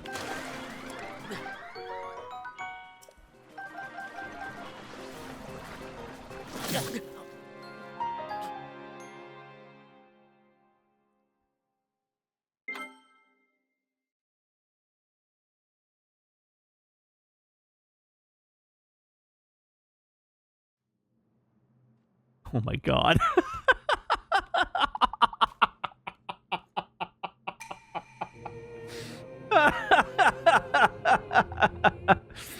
Sorry, I'm now reading Maricat quoting the article saying, the prequel trilogy and Revenge of the Sith in particular were so successful due to their ability to show and tell the never-before-seen events that resulted in Anakin's fall and the galaxy's evolution into what it was during the original trilogy. When I think... Oh, God almighty, I'm doing Star Wars discourse. When I think of the prequel trilogy, being good at those things is not what comes to my mind. They are, in fact, abysmal failures at both showing and telling the fall of Anakin Skywalker and establishing the galaxy as we see it in the original trilogy. They're very, very bad at those things.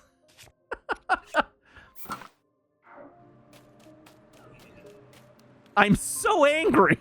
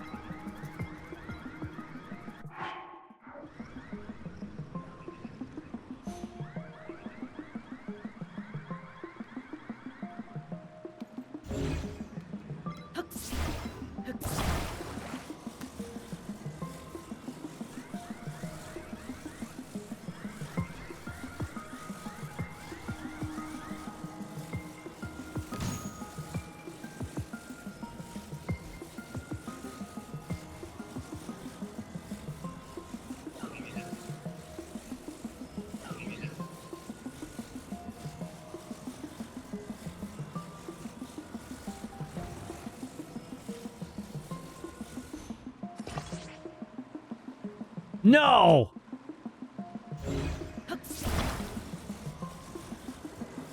Oh my god! Secret tech!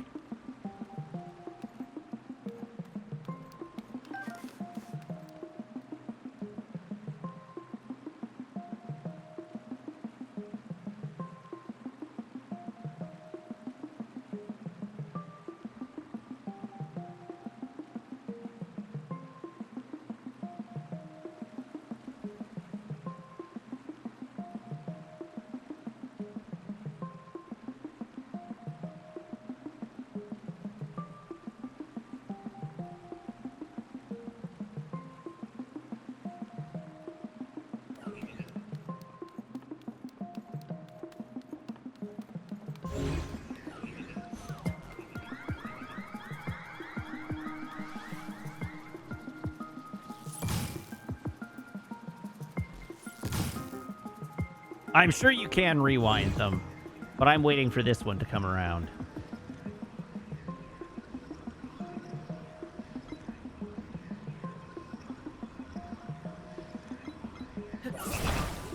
Yoink! Oh my god! Hello, Surge! Hello, Raiders! How's it going? Welcome. We're committing physics crimes. Mostly. Like you do.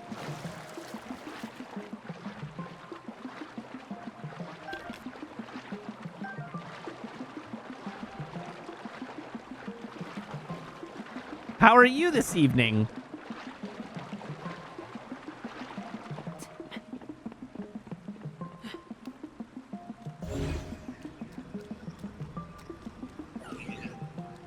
Oh god.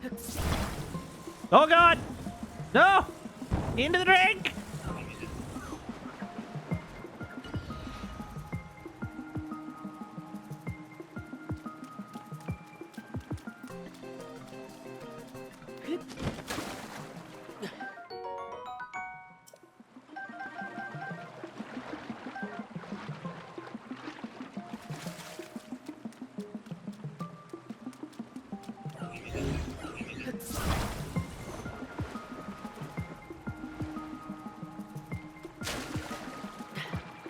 Hi, Maple.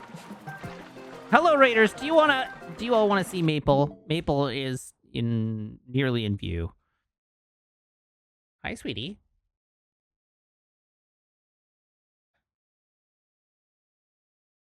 Come get it.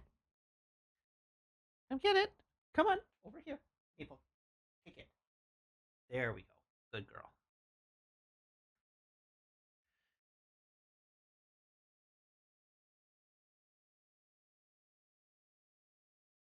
I suspect she was getting brushed by Meg in the other room, and so has come to me to be, to be rescued.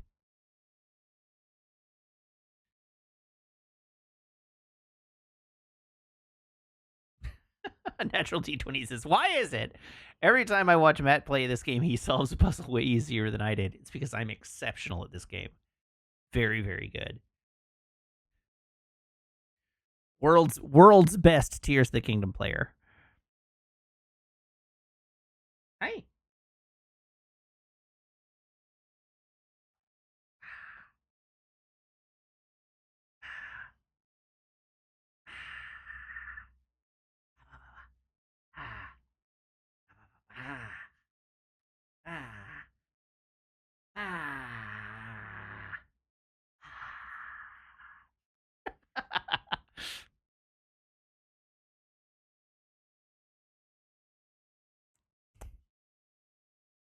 Well, I'm sorry, everyone. I'm kind of dog lapped here. I can't keep playing until the dog is done with me.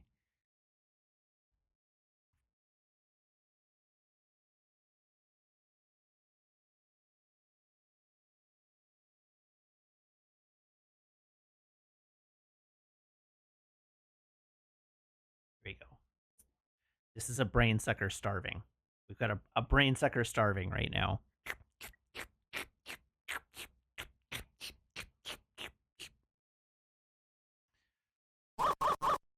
Thank you to our anonymous gifter. And congratulations to Lady Atarka. Oh, there she goes. She's gone. I'm no longer dog-lapped. We can return to playing our video game.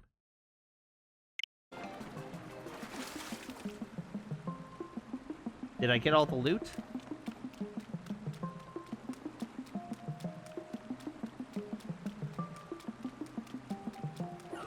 Gotta go fast so that I don't get murdered. Bye. Into the drink. Oh, Fire Whiskers! Thank you for the resub now for 17 months.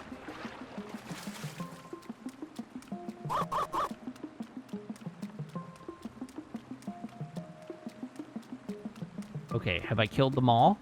Are they all dead? Except for the one up top?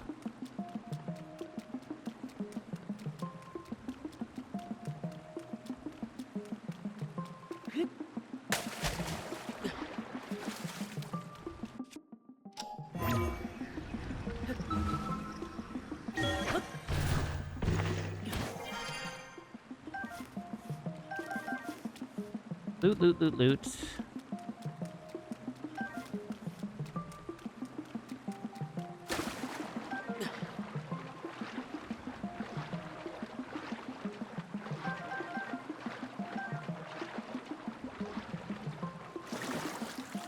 This is probably not strictly speaking the safest way to do this.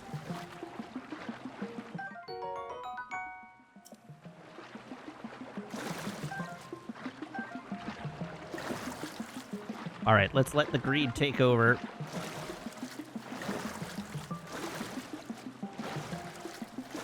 Oh, God!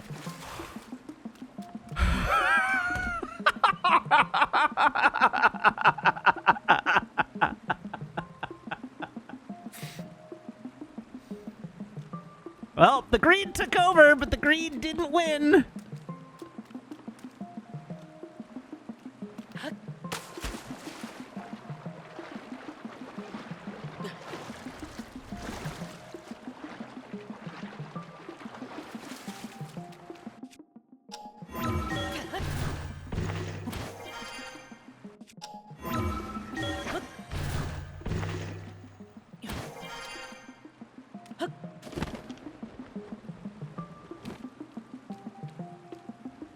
Woo!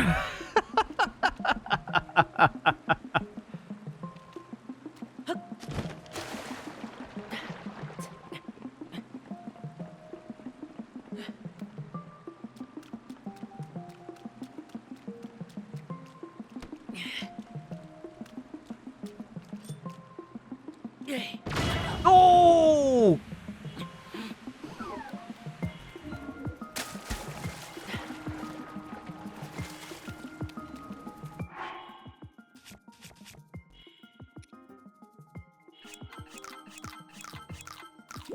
Oh, I didn't want to eat those.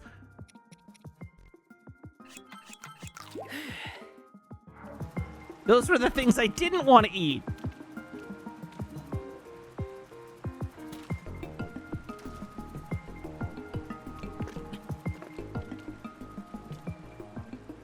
I threw it.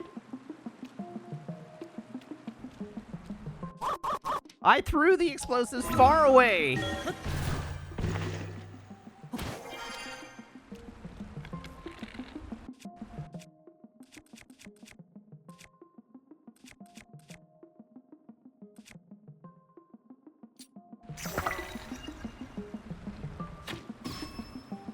Oh, that actually did not do a lot of damage.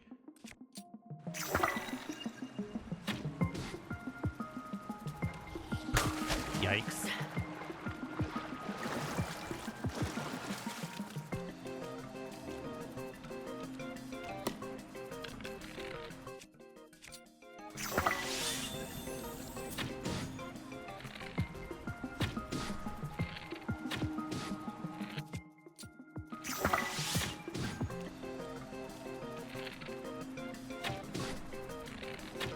Oh, into the drink! There it goes!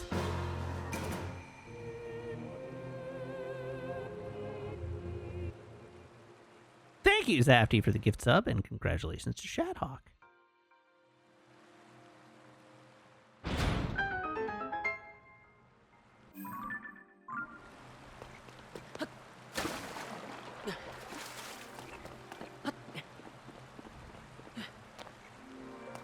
I could have frozen it and pushed it into the water. I guess that makes sense that I could have done that.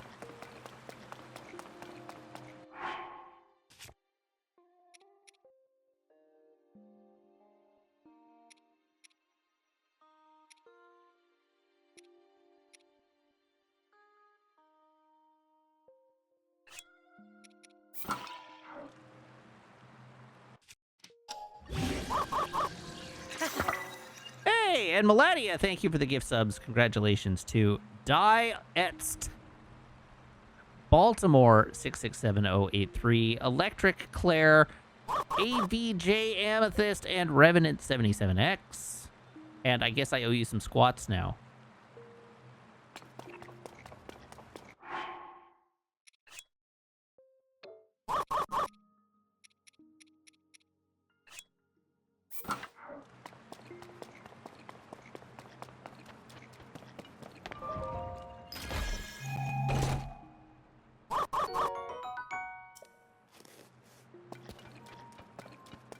All right, let's get our thing, and then I'll do the squats I owe you.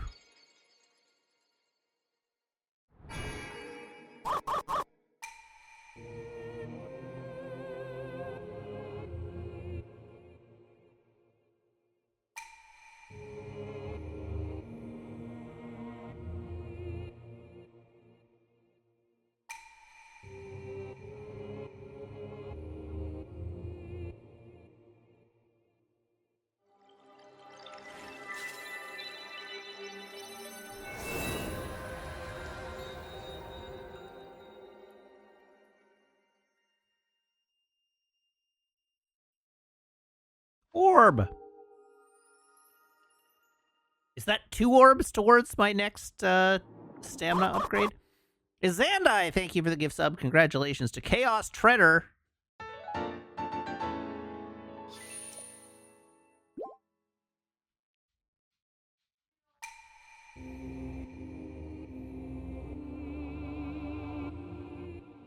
Thank you for making me to do all these squats after having just finished a beer.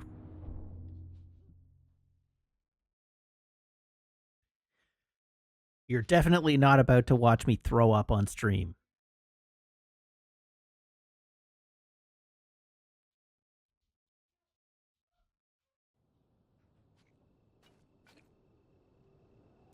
Okay, NASACAM. Oh, my poor legs. My quads are so sore already, chat.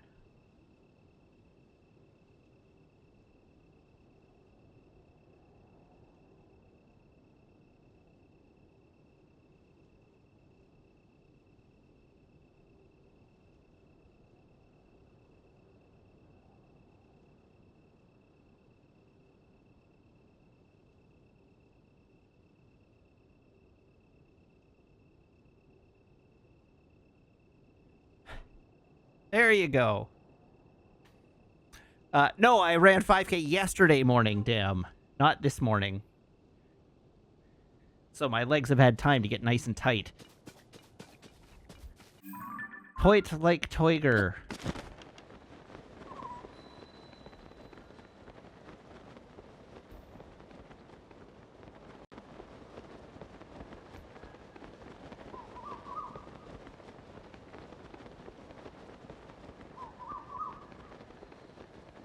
What mic you on, my dude?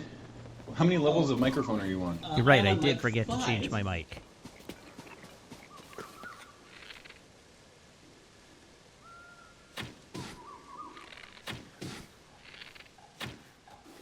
Oh my god. They're all terrifying! Oh no!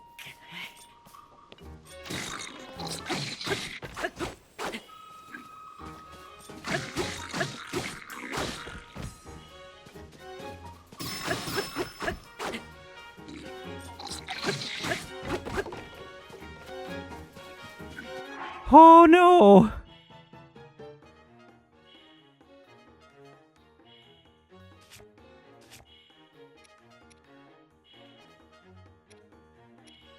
Sure, let's eat that one.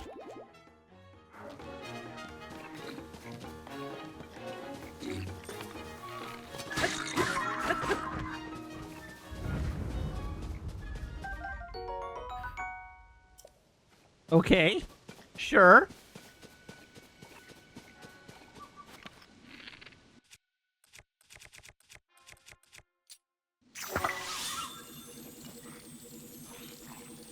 Oh, God.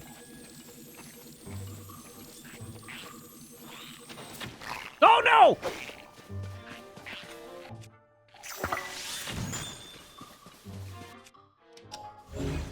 Oh, that's a shame.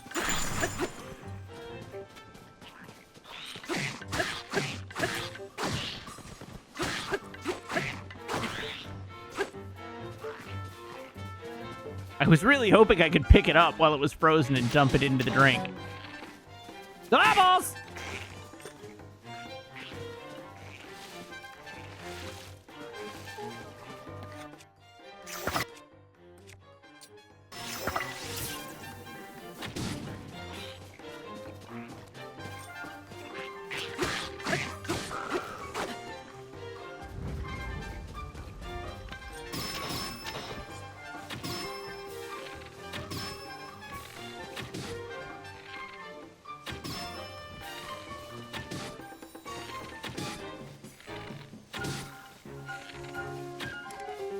Oh, God. Oh, Jesus. Ah!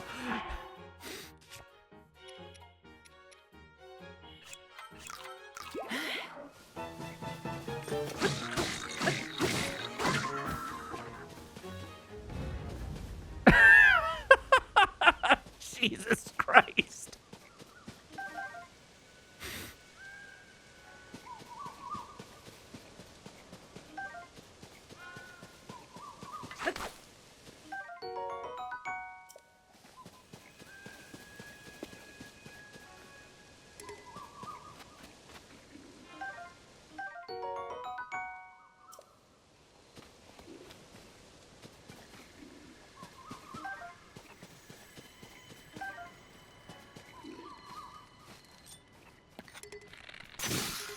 No, my bow.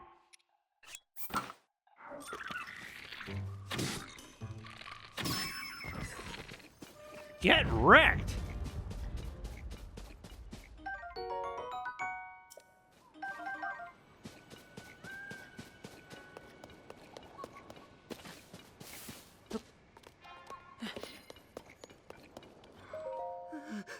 I wish I could call for help, but then they'd find me.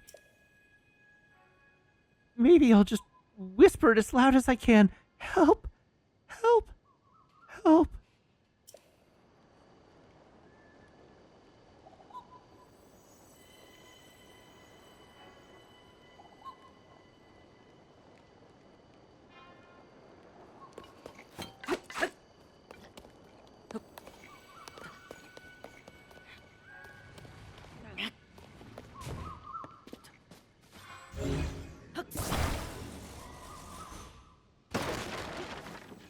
Yeah, it turns out that I've walked into some extremely difficult bokoblins.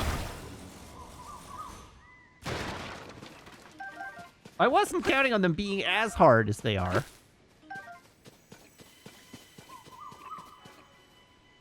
I'm also really impressed with the longevity of this spear.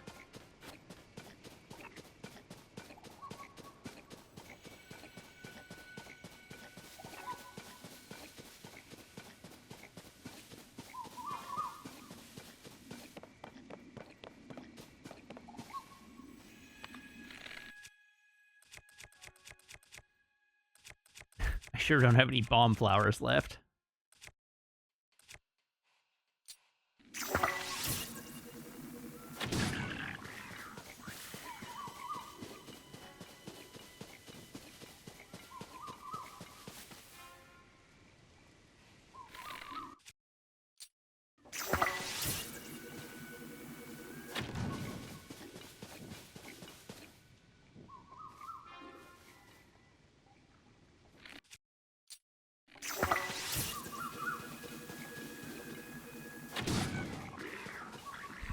We're lighting the bokoblins on for fun and profit. I should have finished that sentence. We're lighting the bokoblins on fire for fun and profit.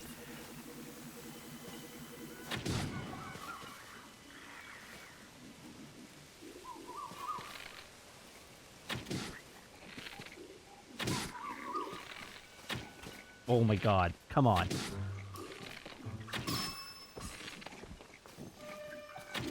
Oh, balls. Oh, Jesus Christ.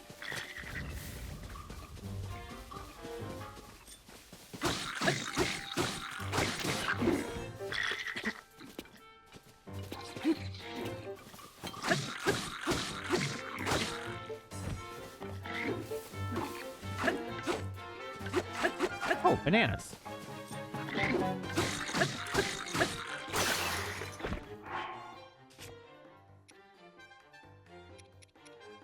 God, that seems like a terrible idea. Let's try this. How big a sword? Oh, you're slow.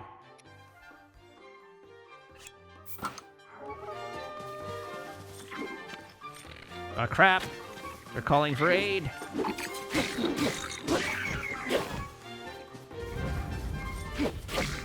No!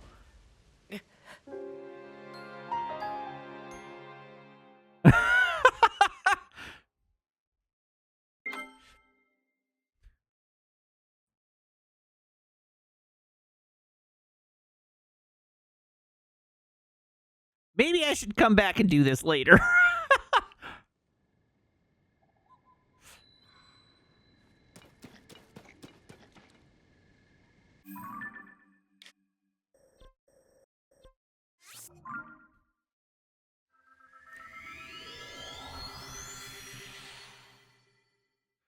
Be here for the next 6 hours doing running guns on a bokoblin camp.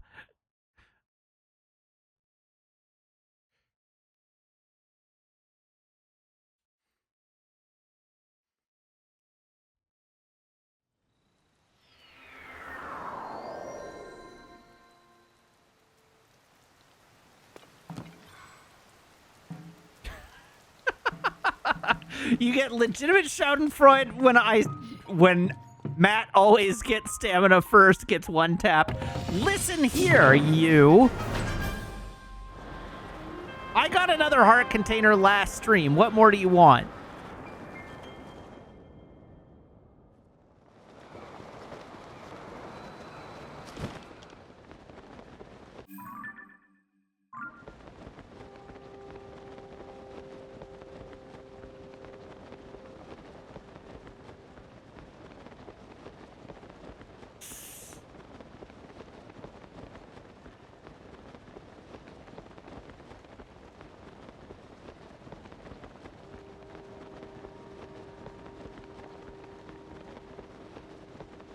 Listen, I'm wearing as much armor as I have yet been able to buy.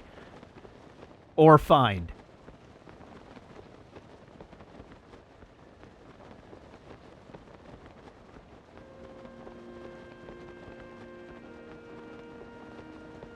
Look at how far I can hang glide.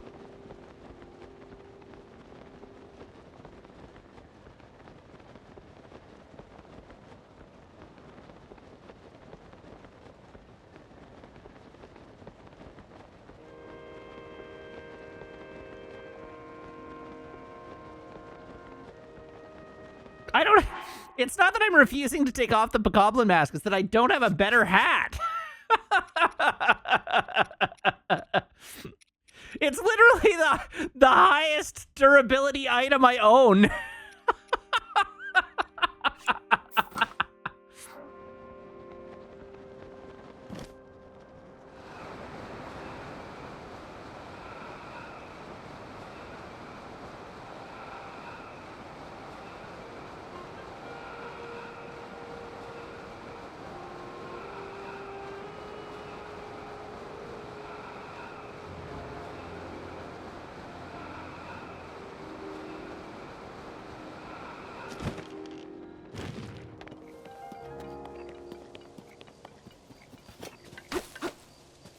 Yes, we have finished all the towers.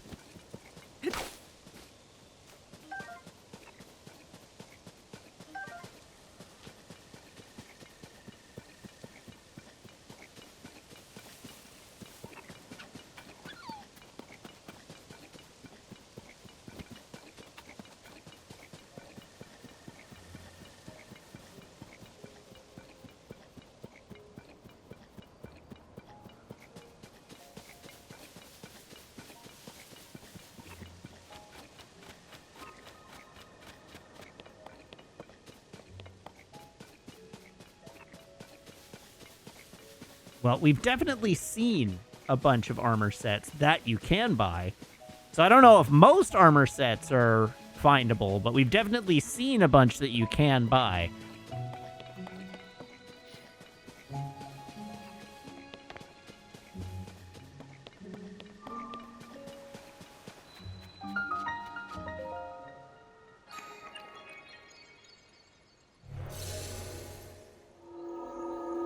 But yeah, we're mostly running short on cash at the moment.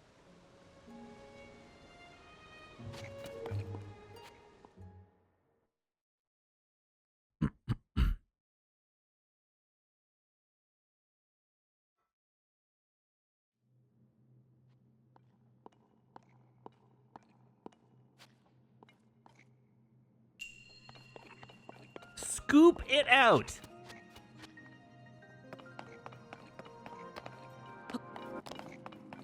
That's our challenge name. Scoop it out.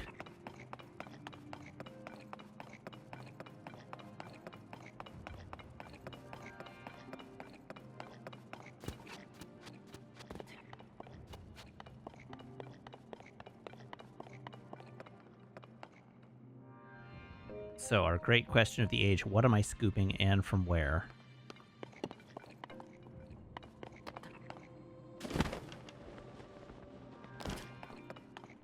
Okay, tons of balls.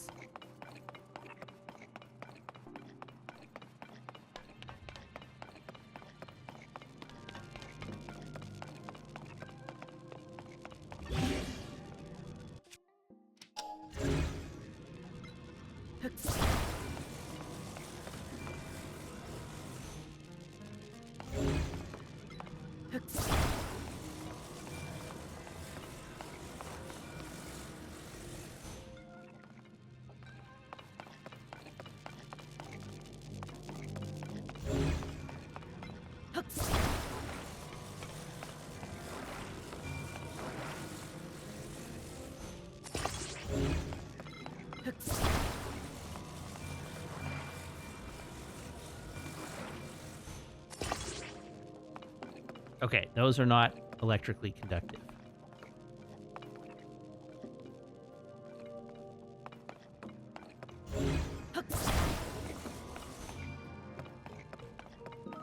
We don't yet know what is electrically conductive, so...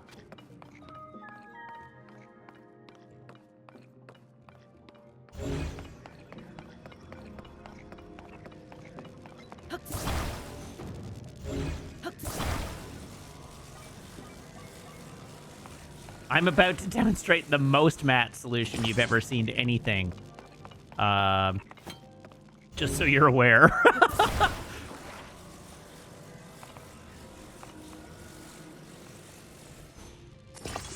I just want you all to be ready.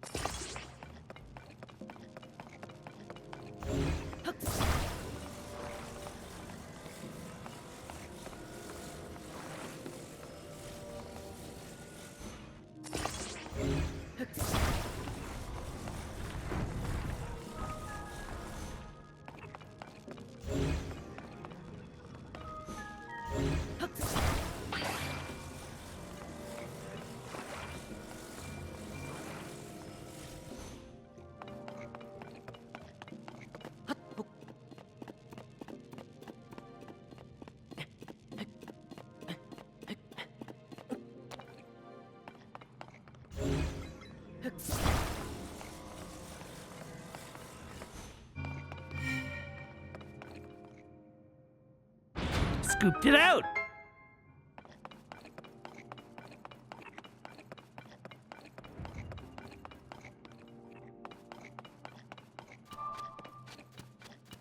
Yes, I clearly missed a chest, so now I gotta figure out what the thing I missed was.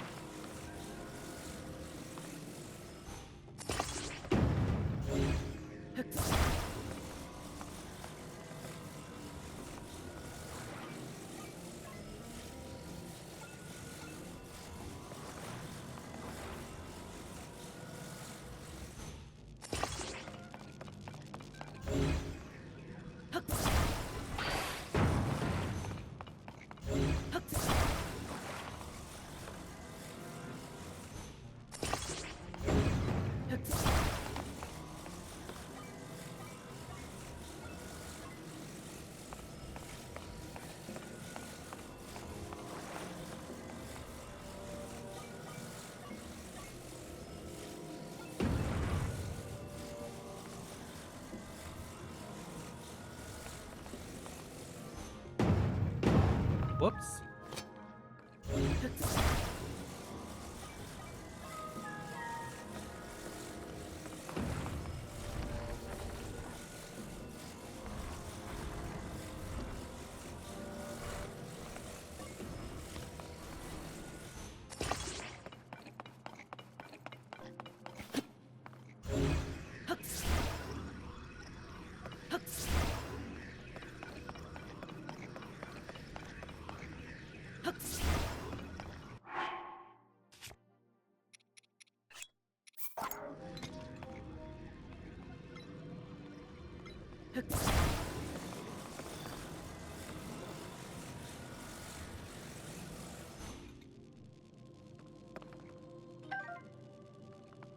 I literally don't know what works to conduct. Oh, there we go. Okay.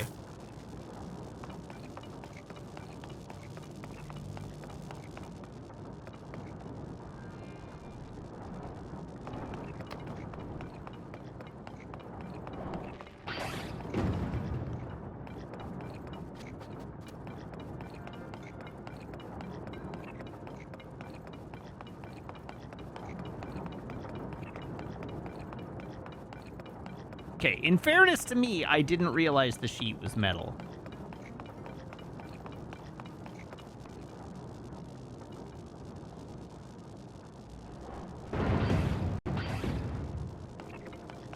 Okay, well that was a stupid idea, and I'm sorry I'm sorry I indulged it as a possibility.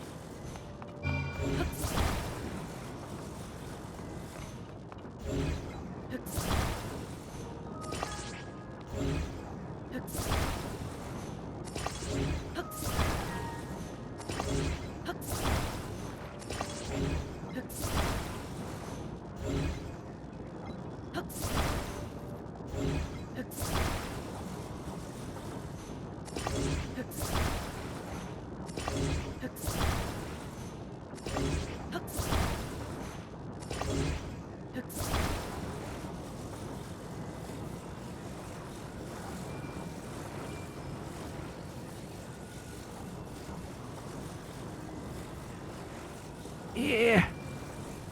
Yeah.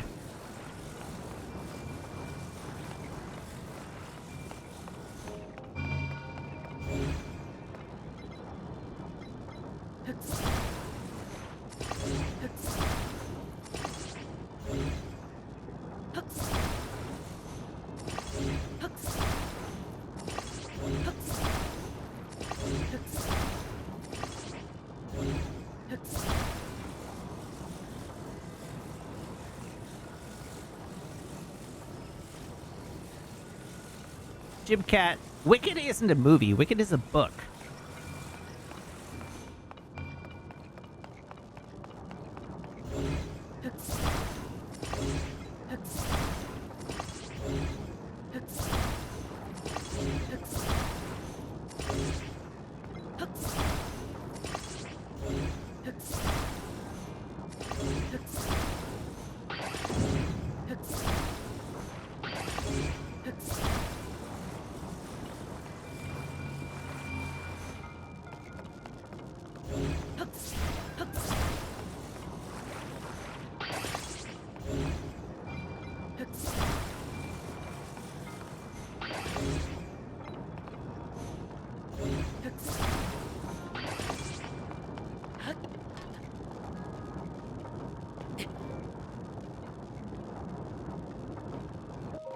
There we go.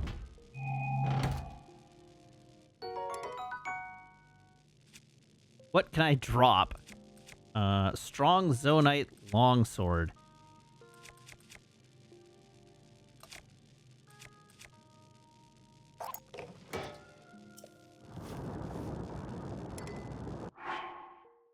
That wasn't what I meant to drop either.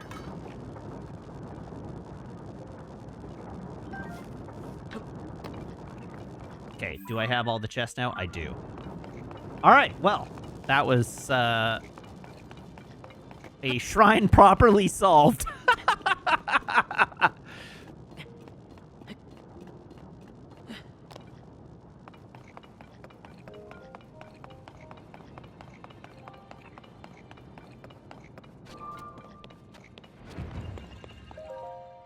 I don't know what you're talking about.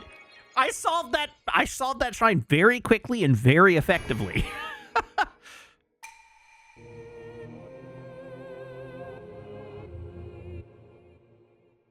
As demonstrated, my attempts to scoop it out would have ended in tears.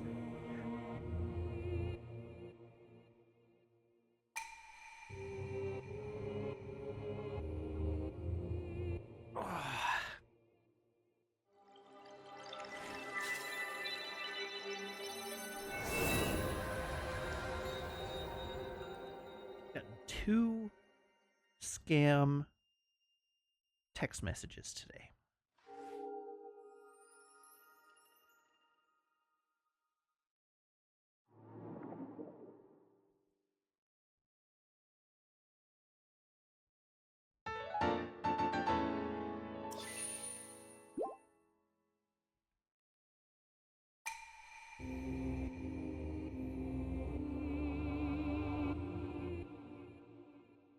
Listen, Azandai, did the puzzle get solved?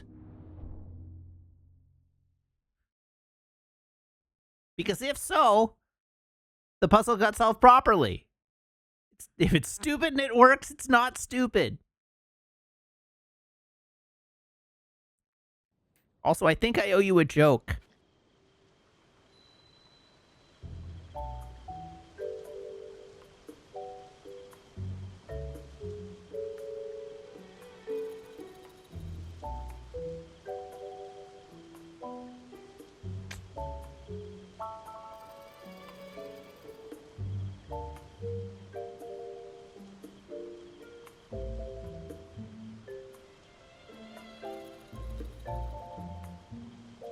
Hmm.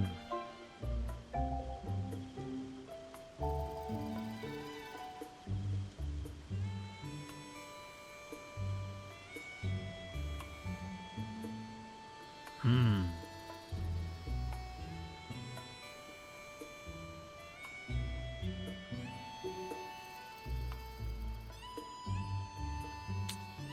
They're rough. The crop of jokes is rough today.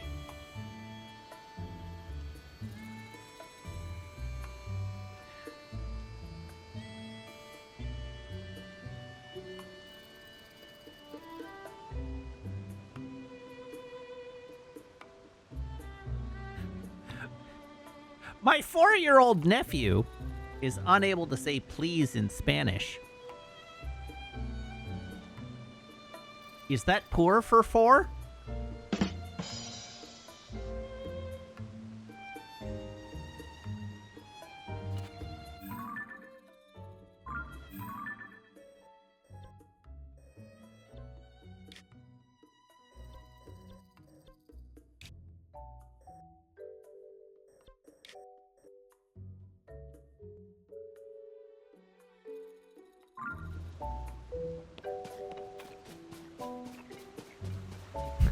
probably, in honesty, in all honesty, that probably would have scanned better if I had said poor. If I'd pronounced poor in the American way.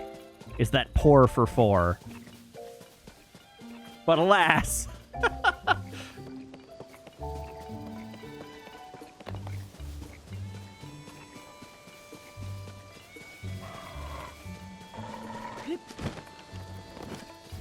Oh my god. Sorry. I'm diverting the stream. I apologize. I just remembered this. This is going to glance off the political, so I'm just giving you fair warning. There was a news report put on by CNN in the last 48 hours. And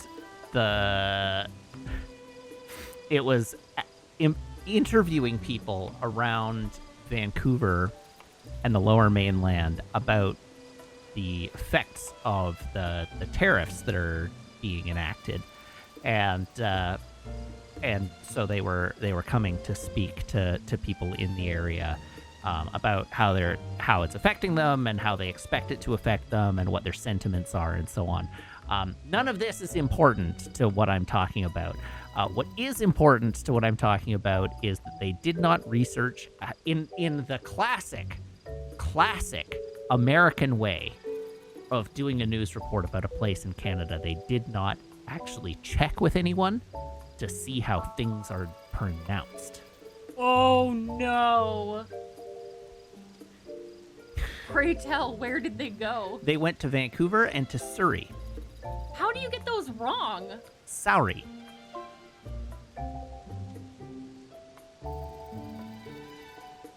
How do you get that? From Surrey, British Columbia.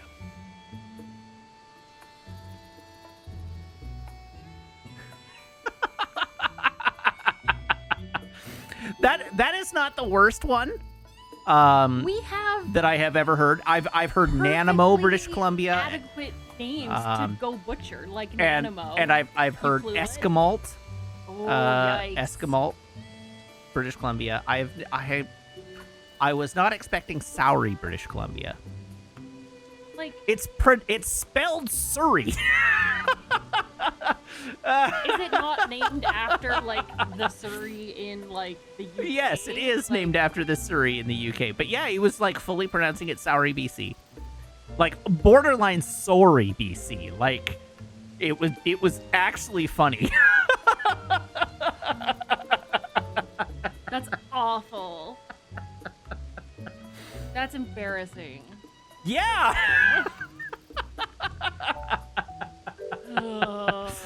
Anyhow, the conversation that happened just jogged that in my memory, but there you go. Sorry, BC. I'll post it to the Discord. I probably won't post it to the Discord because it is explicitly political content, but you could post it in politics, and then leave. I'll put it in shit posting. And we're only allowed to talk about the pronunciation of sorry.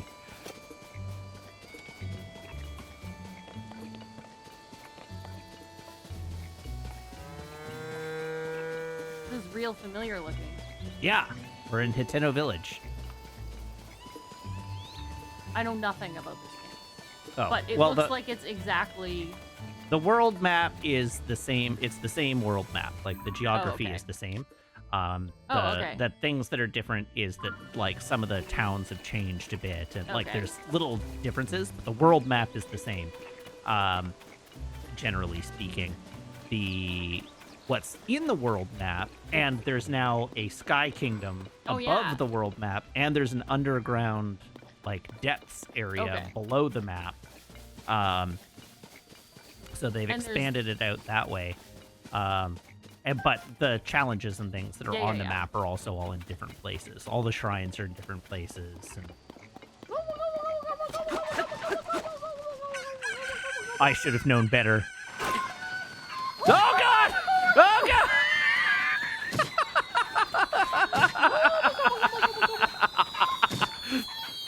How more of them keep appearing?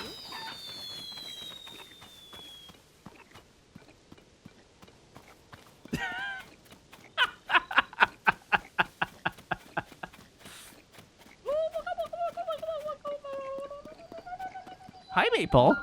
Right. You gonna step up? Are you gonna step up?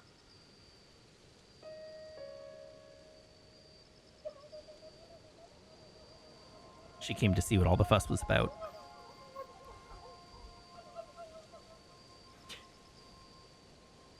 Right.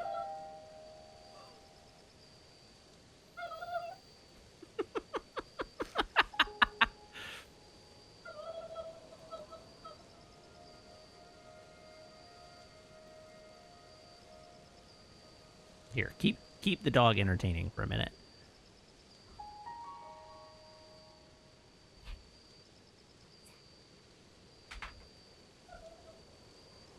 Or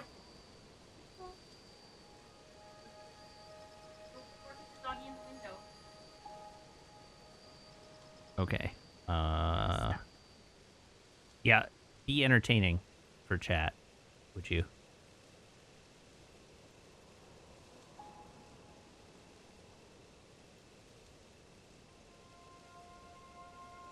What happened to our Vancouver?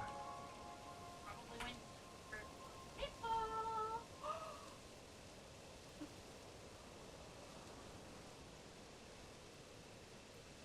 Weird.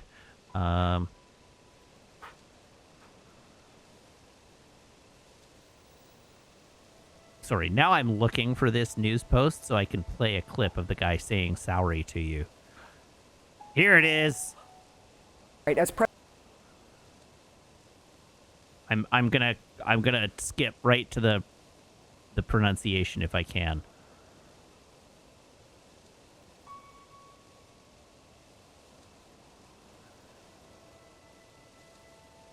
Trump just shifted into reverse. John King, CNN. Sorry, British Columbia.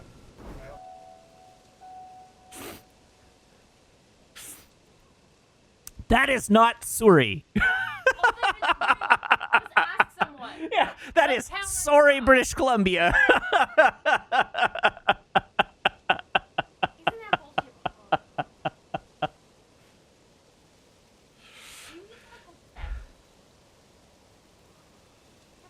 I have no idea what his accent is. I mean, he sounds like an American of one flavor or another, but anyhow, it just is funny.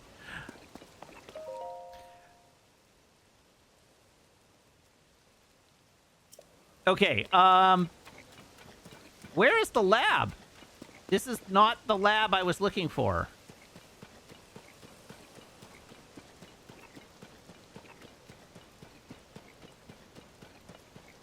This is the lab?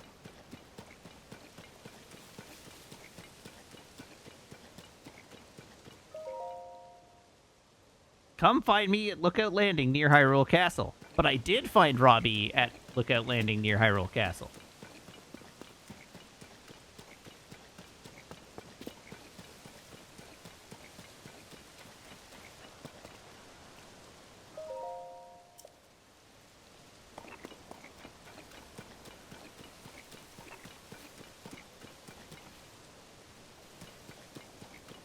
Did I head out here before Robbie actually came here? I might have.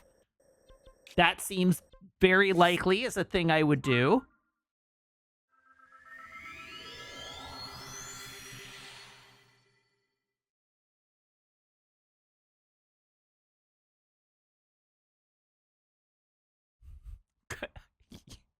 Did you just call me a colossal banana? Uncalled for.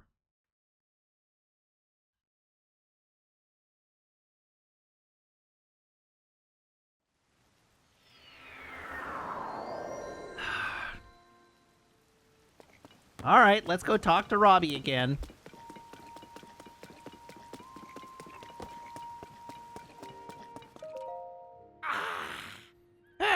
What an excellent night. That poor pad will prove to be absolutely essential for finding the princess. I'm sure of it. So, you'll want the pad upgraded to be even more used, starting with that shrine sensor. But I can't do it at Lookout Landing, not with the meager equipment we have on hand here. Even with my genius for these things, I need to upgrade it at the Pura Pad Research Lab in Hateno Village. That's right, it's a lab dedicated to the enhancement of the Pura Pad, which Pura and I developed. Once I'm in that lab, and you join me there, I can further improve your Purapad, starting with the sensor. You'll find the lab in East Necluda, off in the southeast corner of Hyrule. On its far side is Hateno Village. Go a bit farther than that, and you'll see a mighty peculiar place. Don't let the looks fool you, it's a cutting-edge lab. I'm interested in where Josh's research is headed, so I'll stay here a bit longer. Oh, so I have to do Josh's side quest.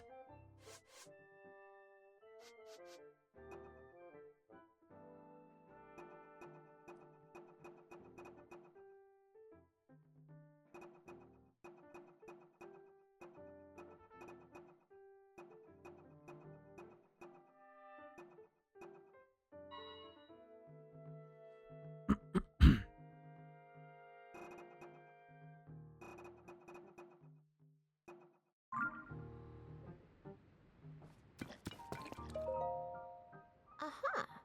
Okay, so we had this conversation already. Oh.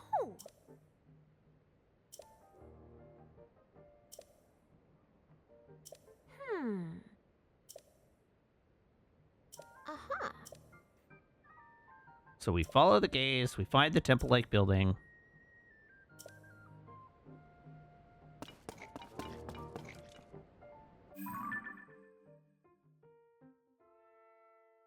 Okay.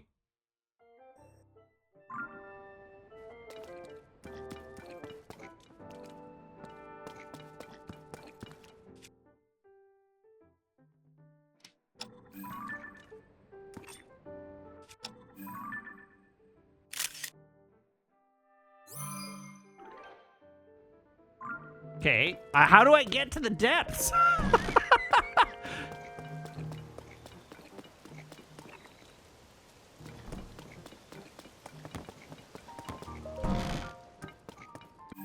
How did I get there last? I don't know! You're asking me to remember an awful lot, chat.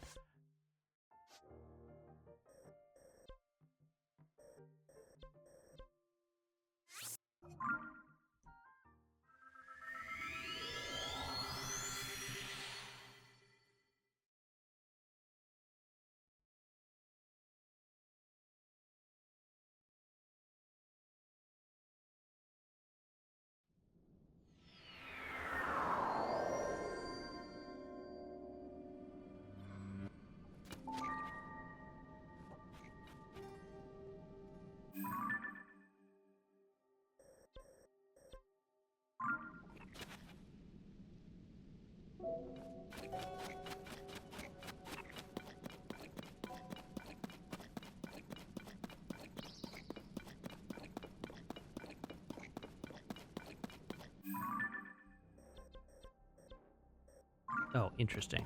Okay.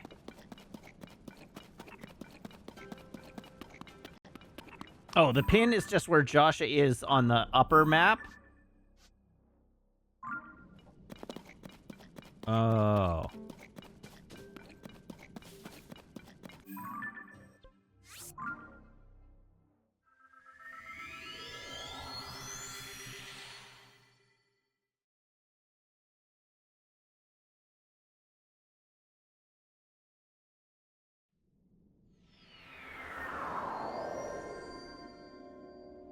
All right, so standing here, we got ourselves a bunch of statues staring in a direction. So we're going to follow the statues staring in a direction. That's what we're going to do.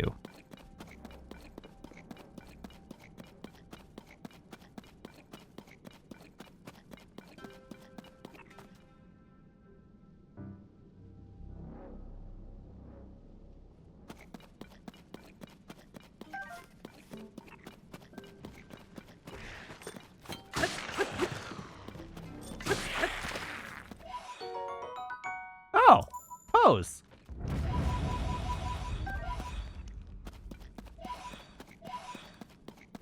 Is that so's?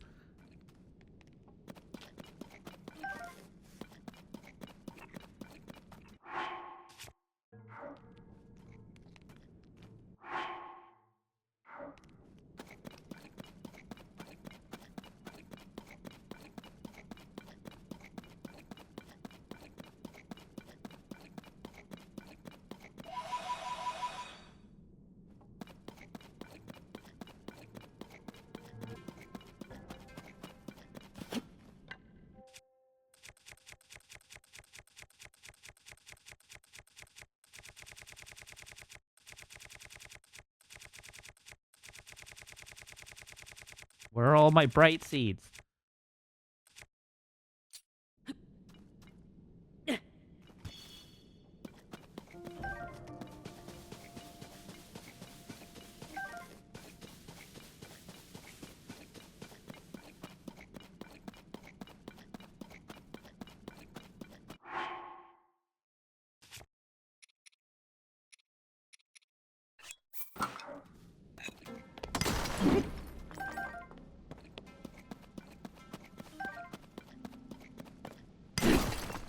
Crack ourselves open some zoanite.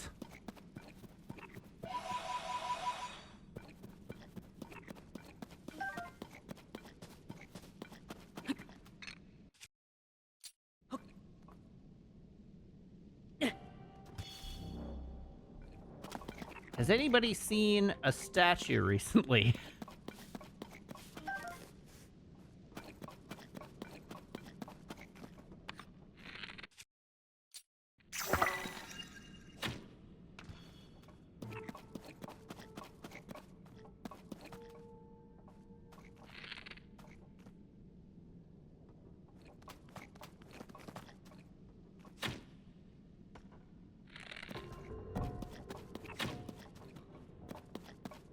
How stupid is getting into this fight?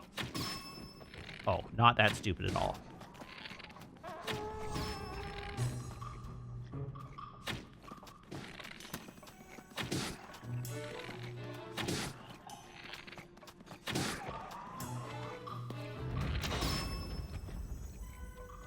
Boom, headshot.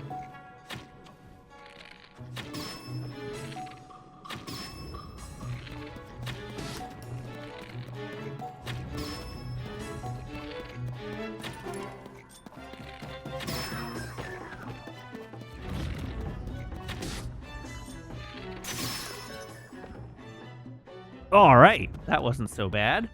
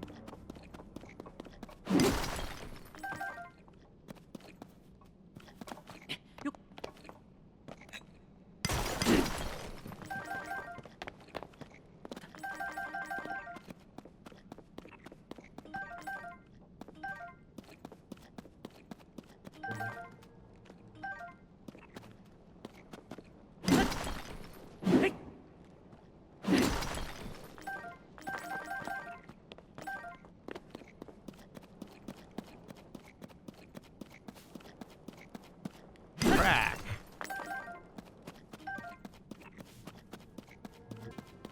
Okay, now, I did see... Ah, there's a statue staring this way.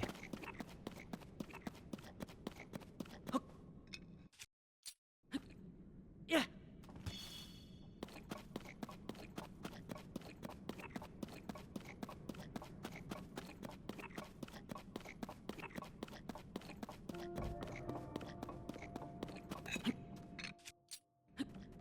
Yeah.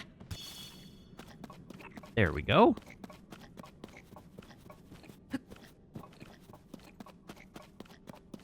Let there be light.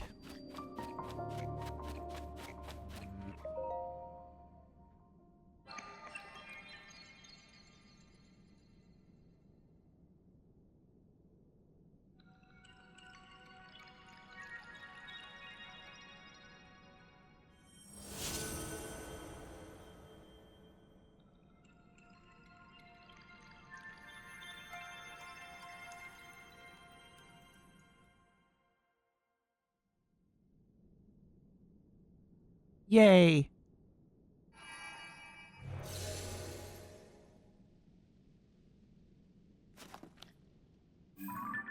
Do do do do. The light root dispelled the darkness and brightened the surrounding area. I'm attacking the darkness.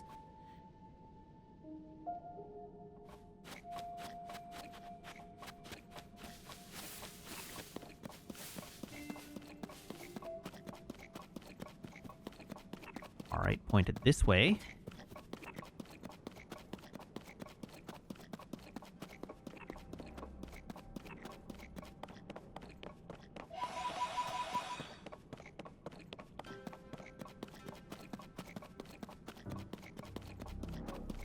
Oh, I don't want to be anywhere near that thing. No, thank you.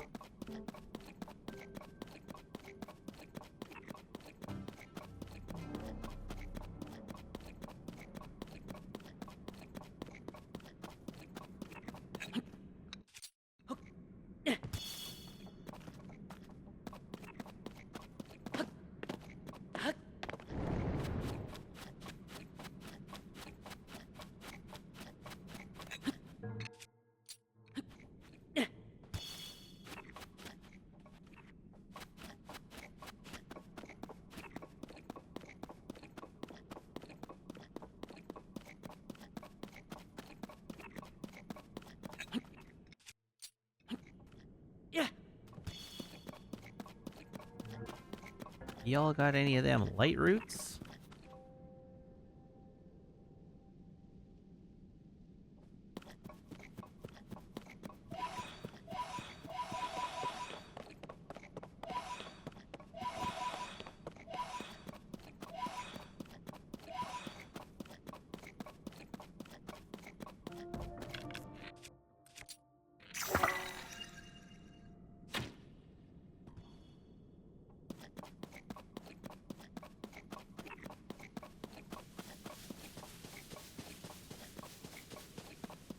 Oh.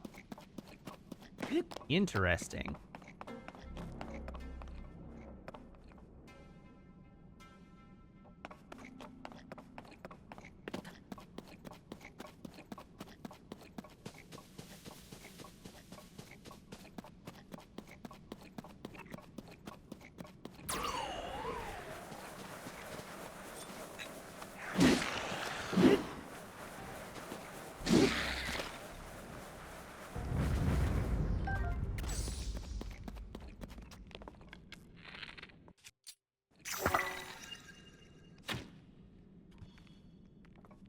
Oh. All right.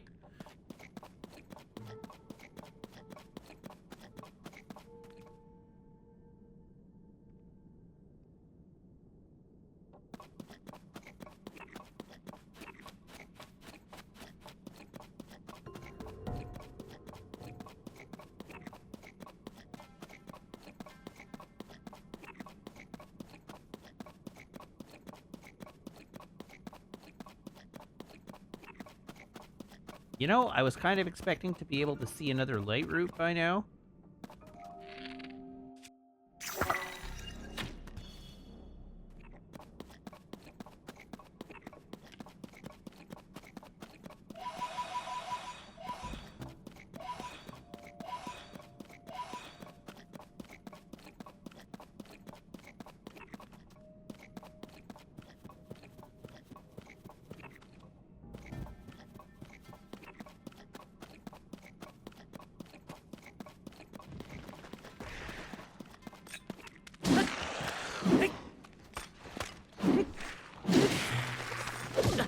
Ow!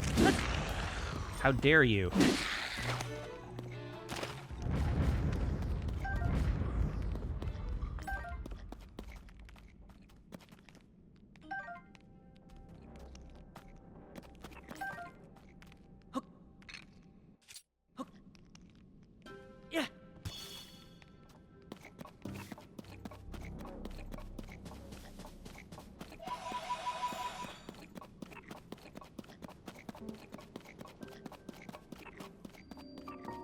The Grove of Time.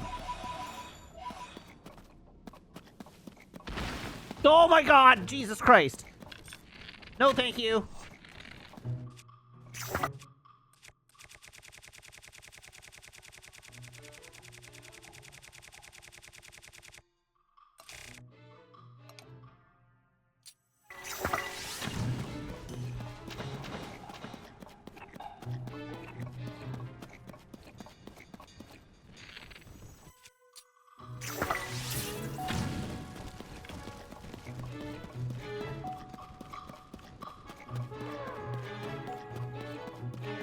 Oh, Christ. I am in so much trouble now.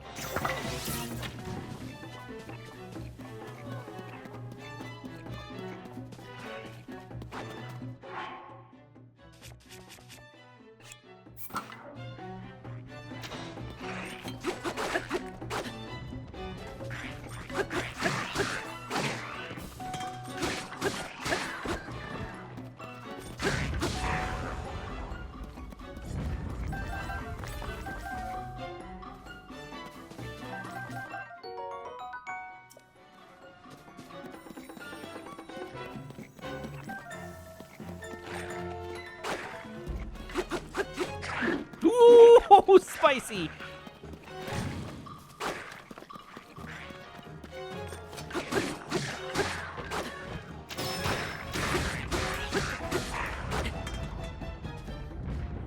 Ah!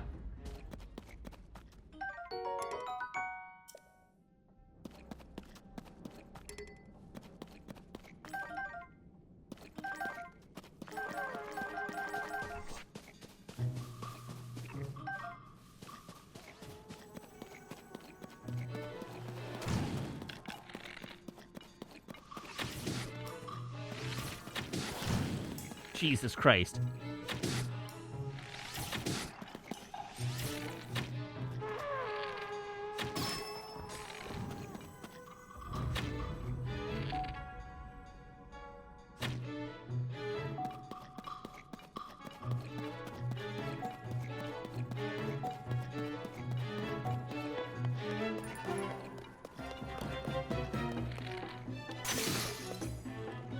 No, my bow.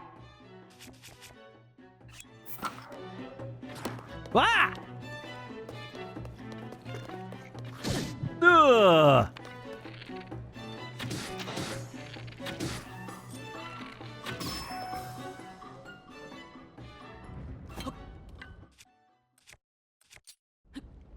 Yeah.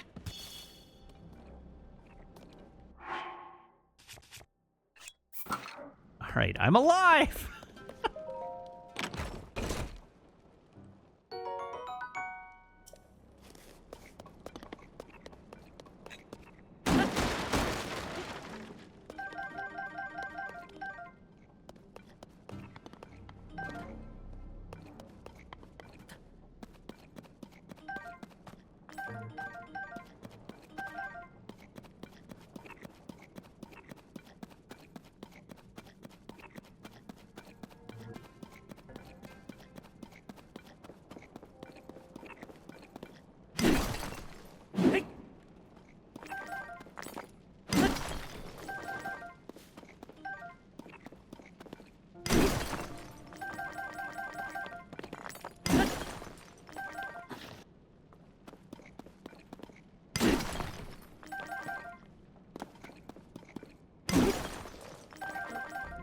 All right, eventually I'm going to have to figure out something to do with all this zoonite.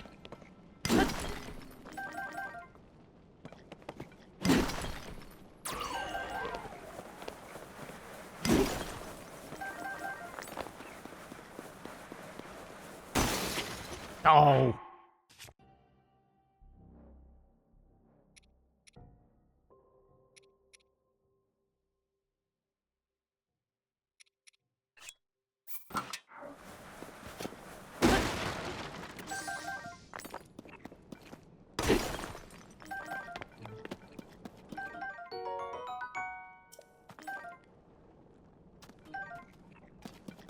Hey, more bombs. Oh, hold on. Is that our temple? Not specifically, no. That appears to be something else. Do I want a tip for getting more longevity out of my weapons? Sure, why not?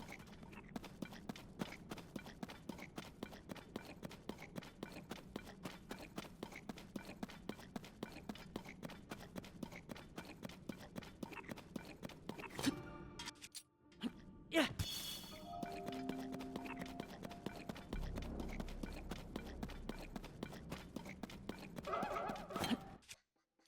What in the hell is that noise? Oh, okay. Sure.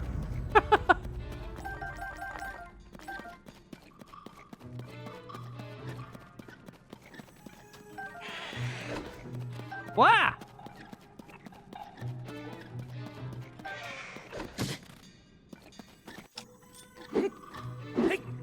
Okay, I am encircled by gloom here. That's terrible.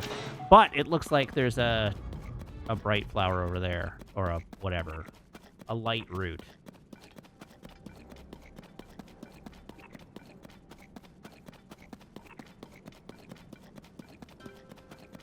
Yeah, Tulin put in some work there.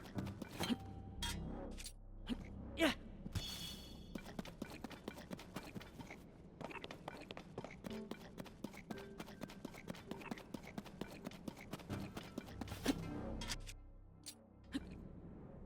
Yeah. Oh, God!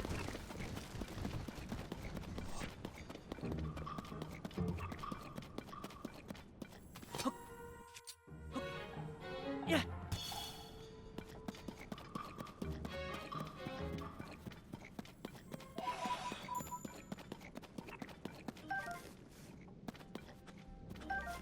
You know, I don't think I will go examine that ghost.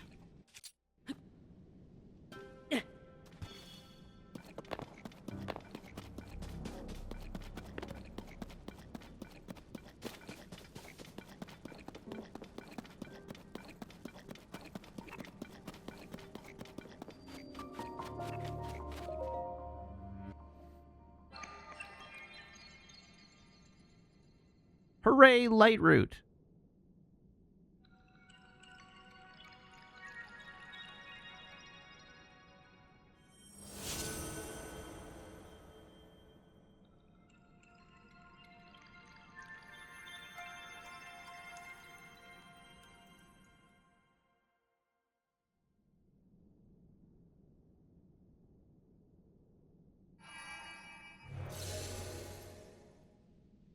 Beautiful.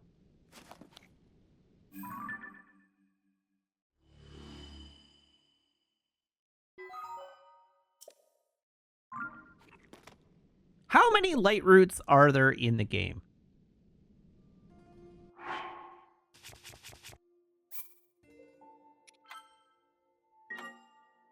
That seems like a question for next time. Okay.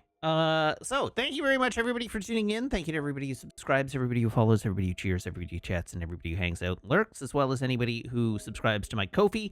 As always, it is a genuine thrill to stream for you, and I hope you have as much fun watching as I do playing. I will be back, same Matt time, same Matt channel, here on twitch.tv/weekends on Tuesday, playing more Tears of the Kingdom, so I do hope you'll tune in then. In the meantime, you can follow me, on Blue Sky and YouTube and TikTok, as well as on Ko-fi. And if you're a subscriber either here or on Ko-fi, you can join my Discord by making sure your Twitch or Ko-fi account are linked in Discord's back end, where my server will appear to you as if by magic among your linked servers. So please join the Discord. We'd love to have you. Please ignore everything that happened in general tonight. We're not normally like that. Okay. Let's find somebody to raid. It looks like B is online, so we're going to raid. Everybody hop aboard this raid train. I will see you back here on Tuesday. Until then, so long, have a good night, and goodbye.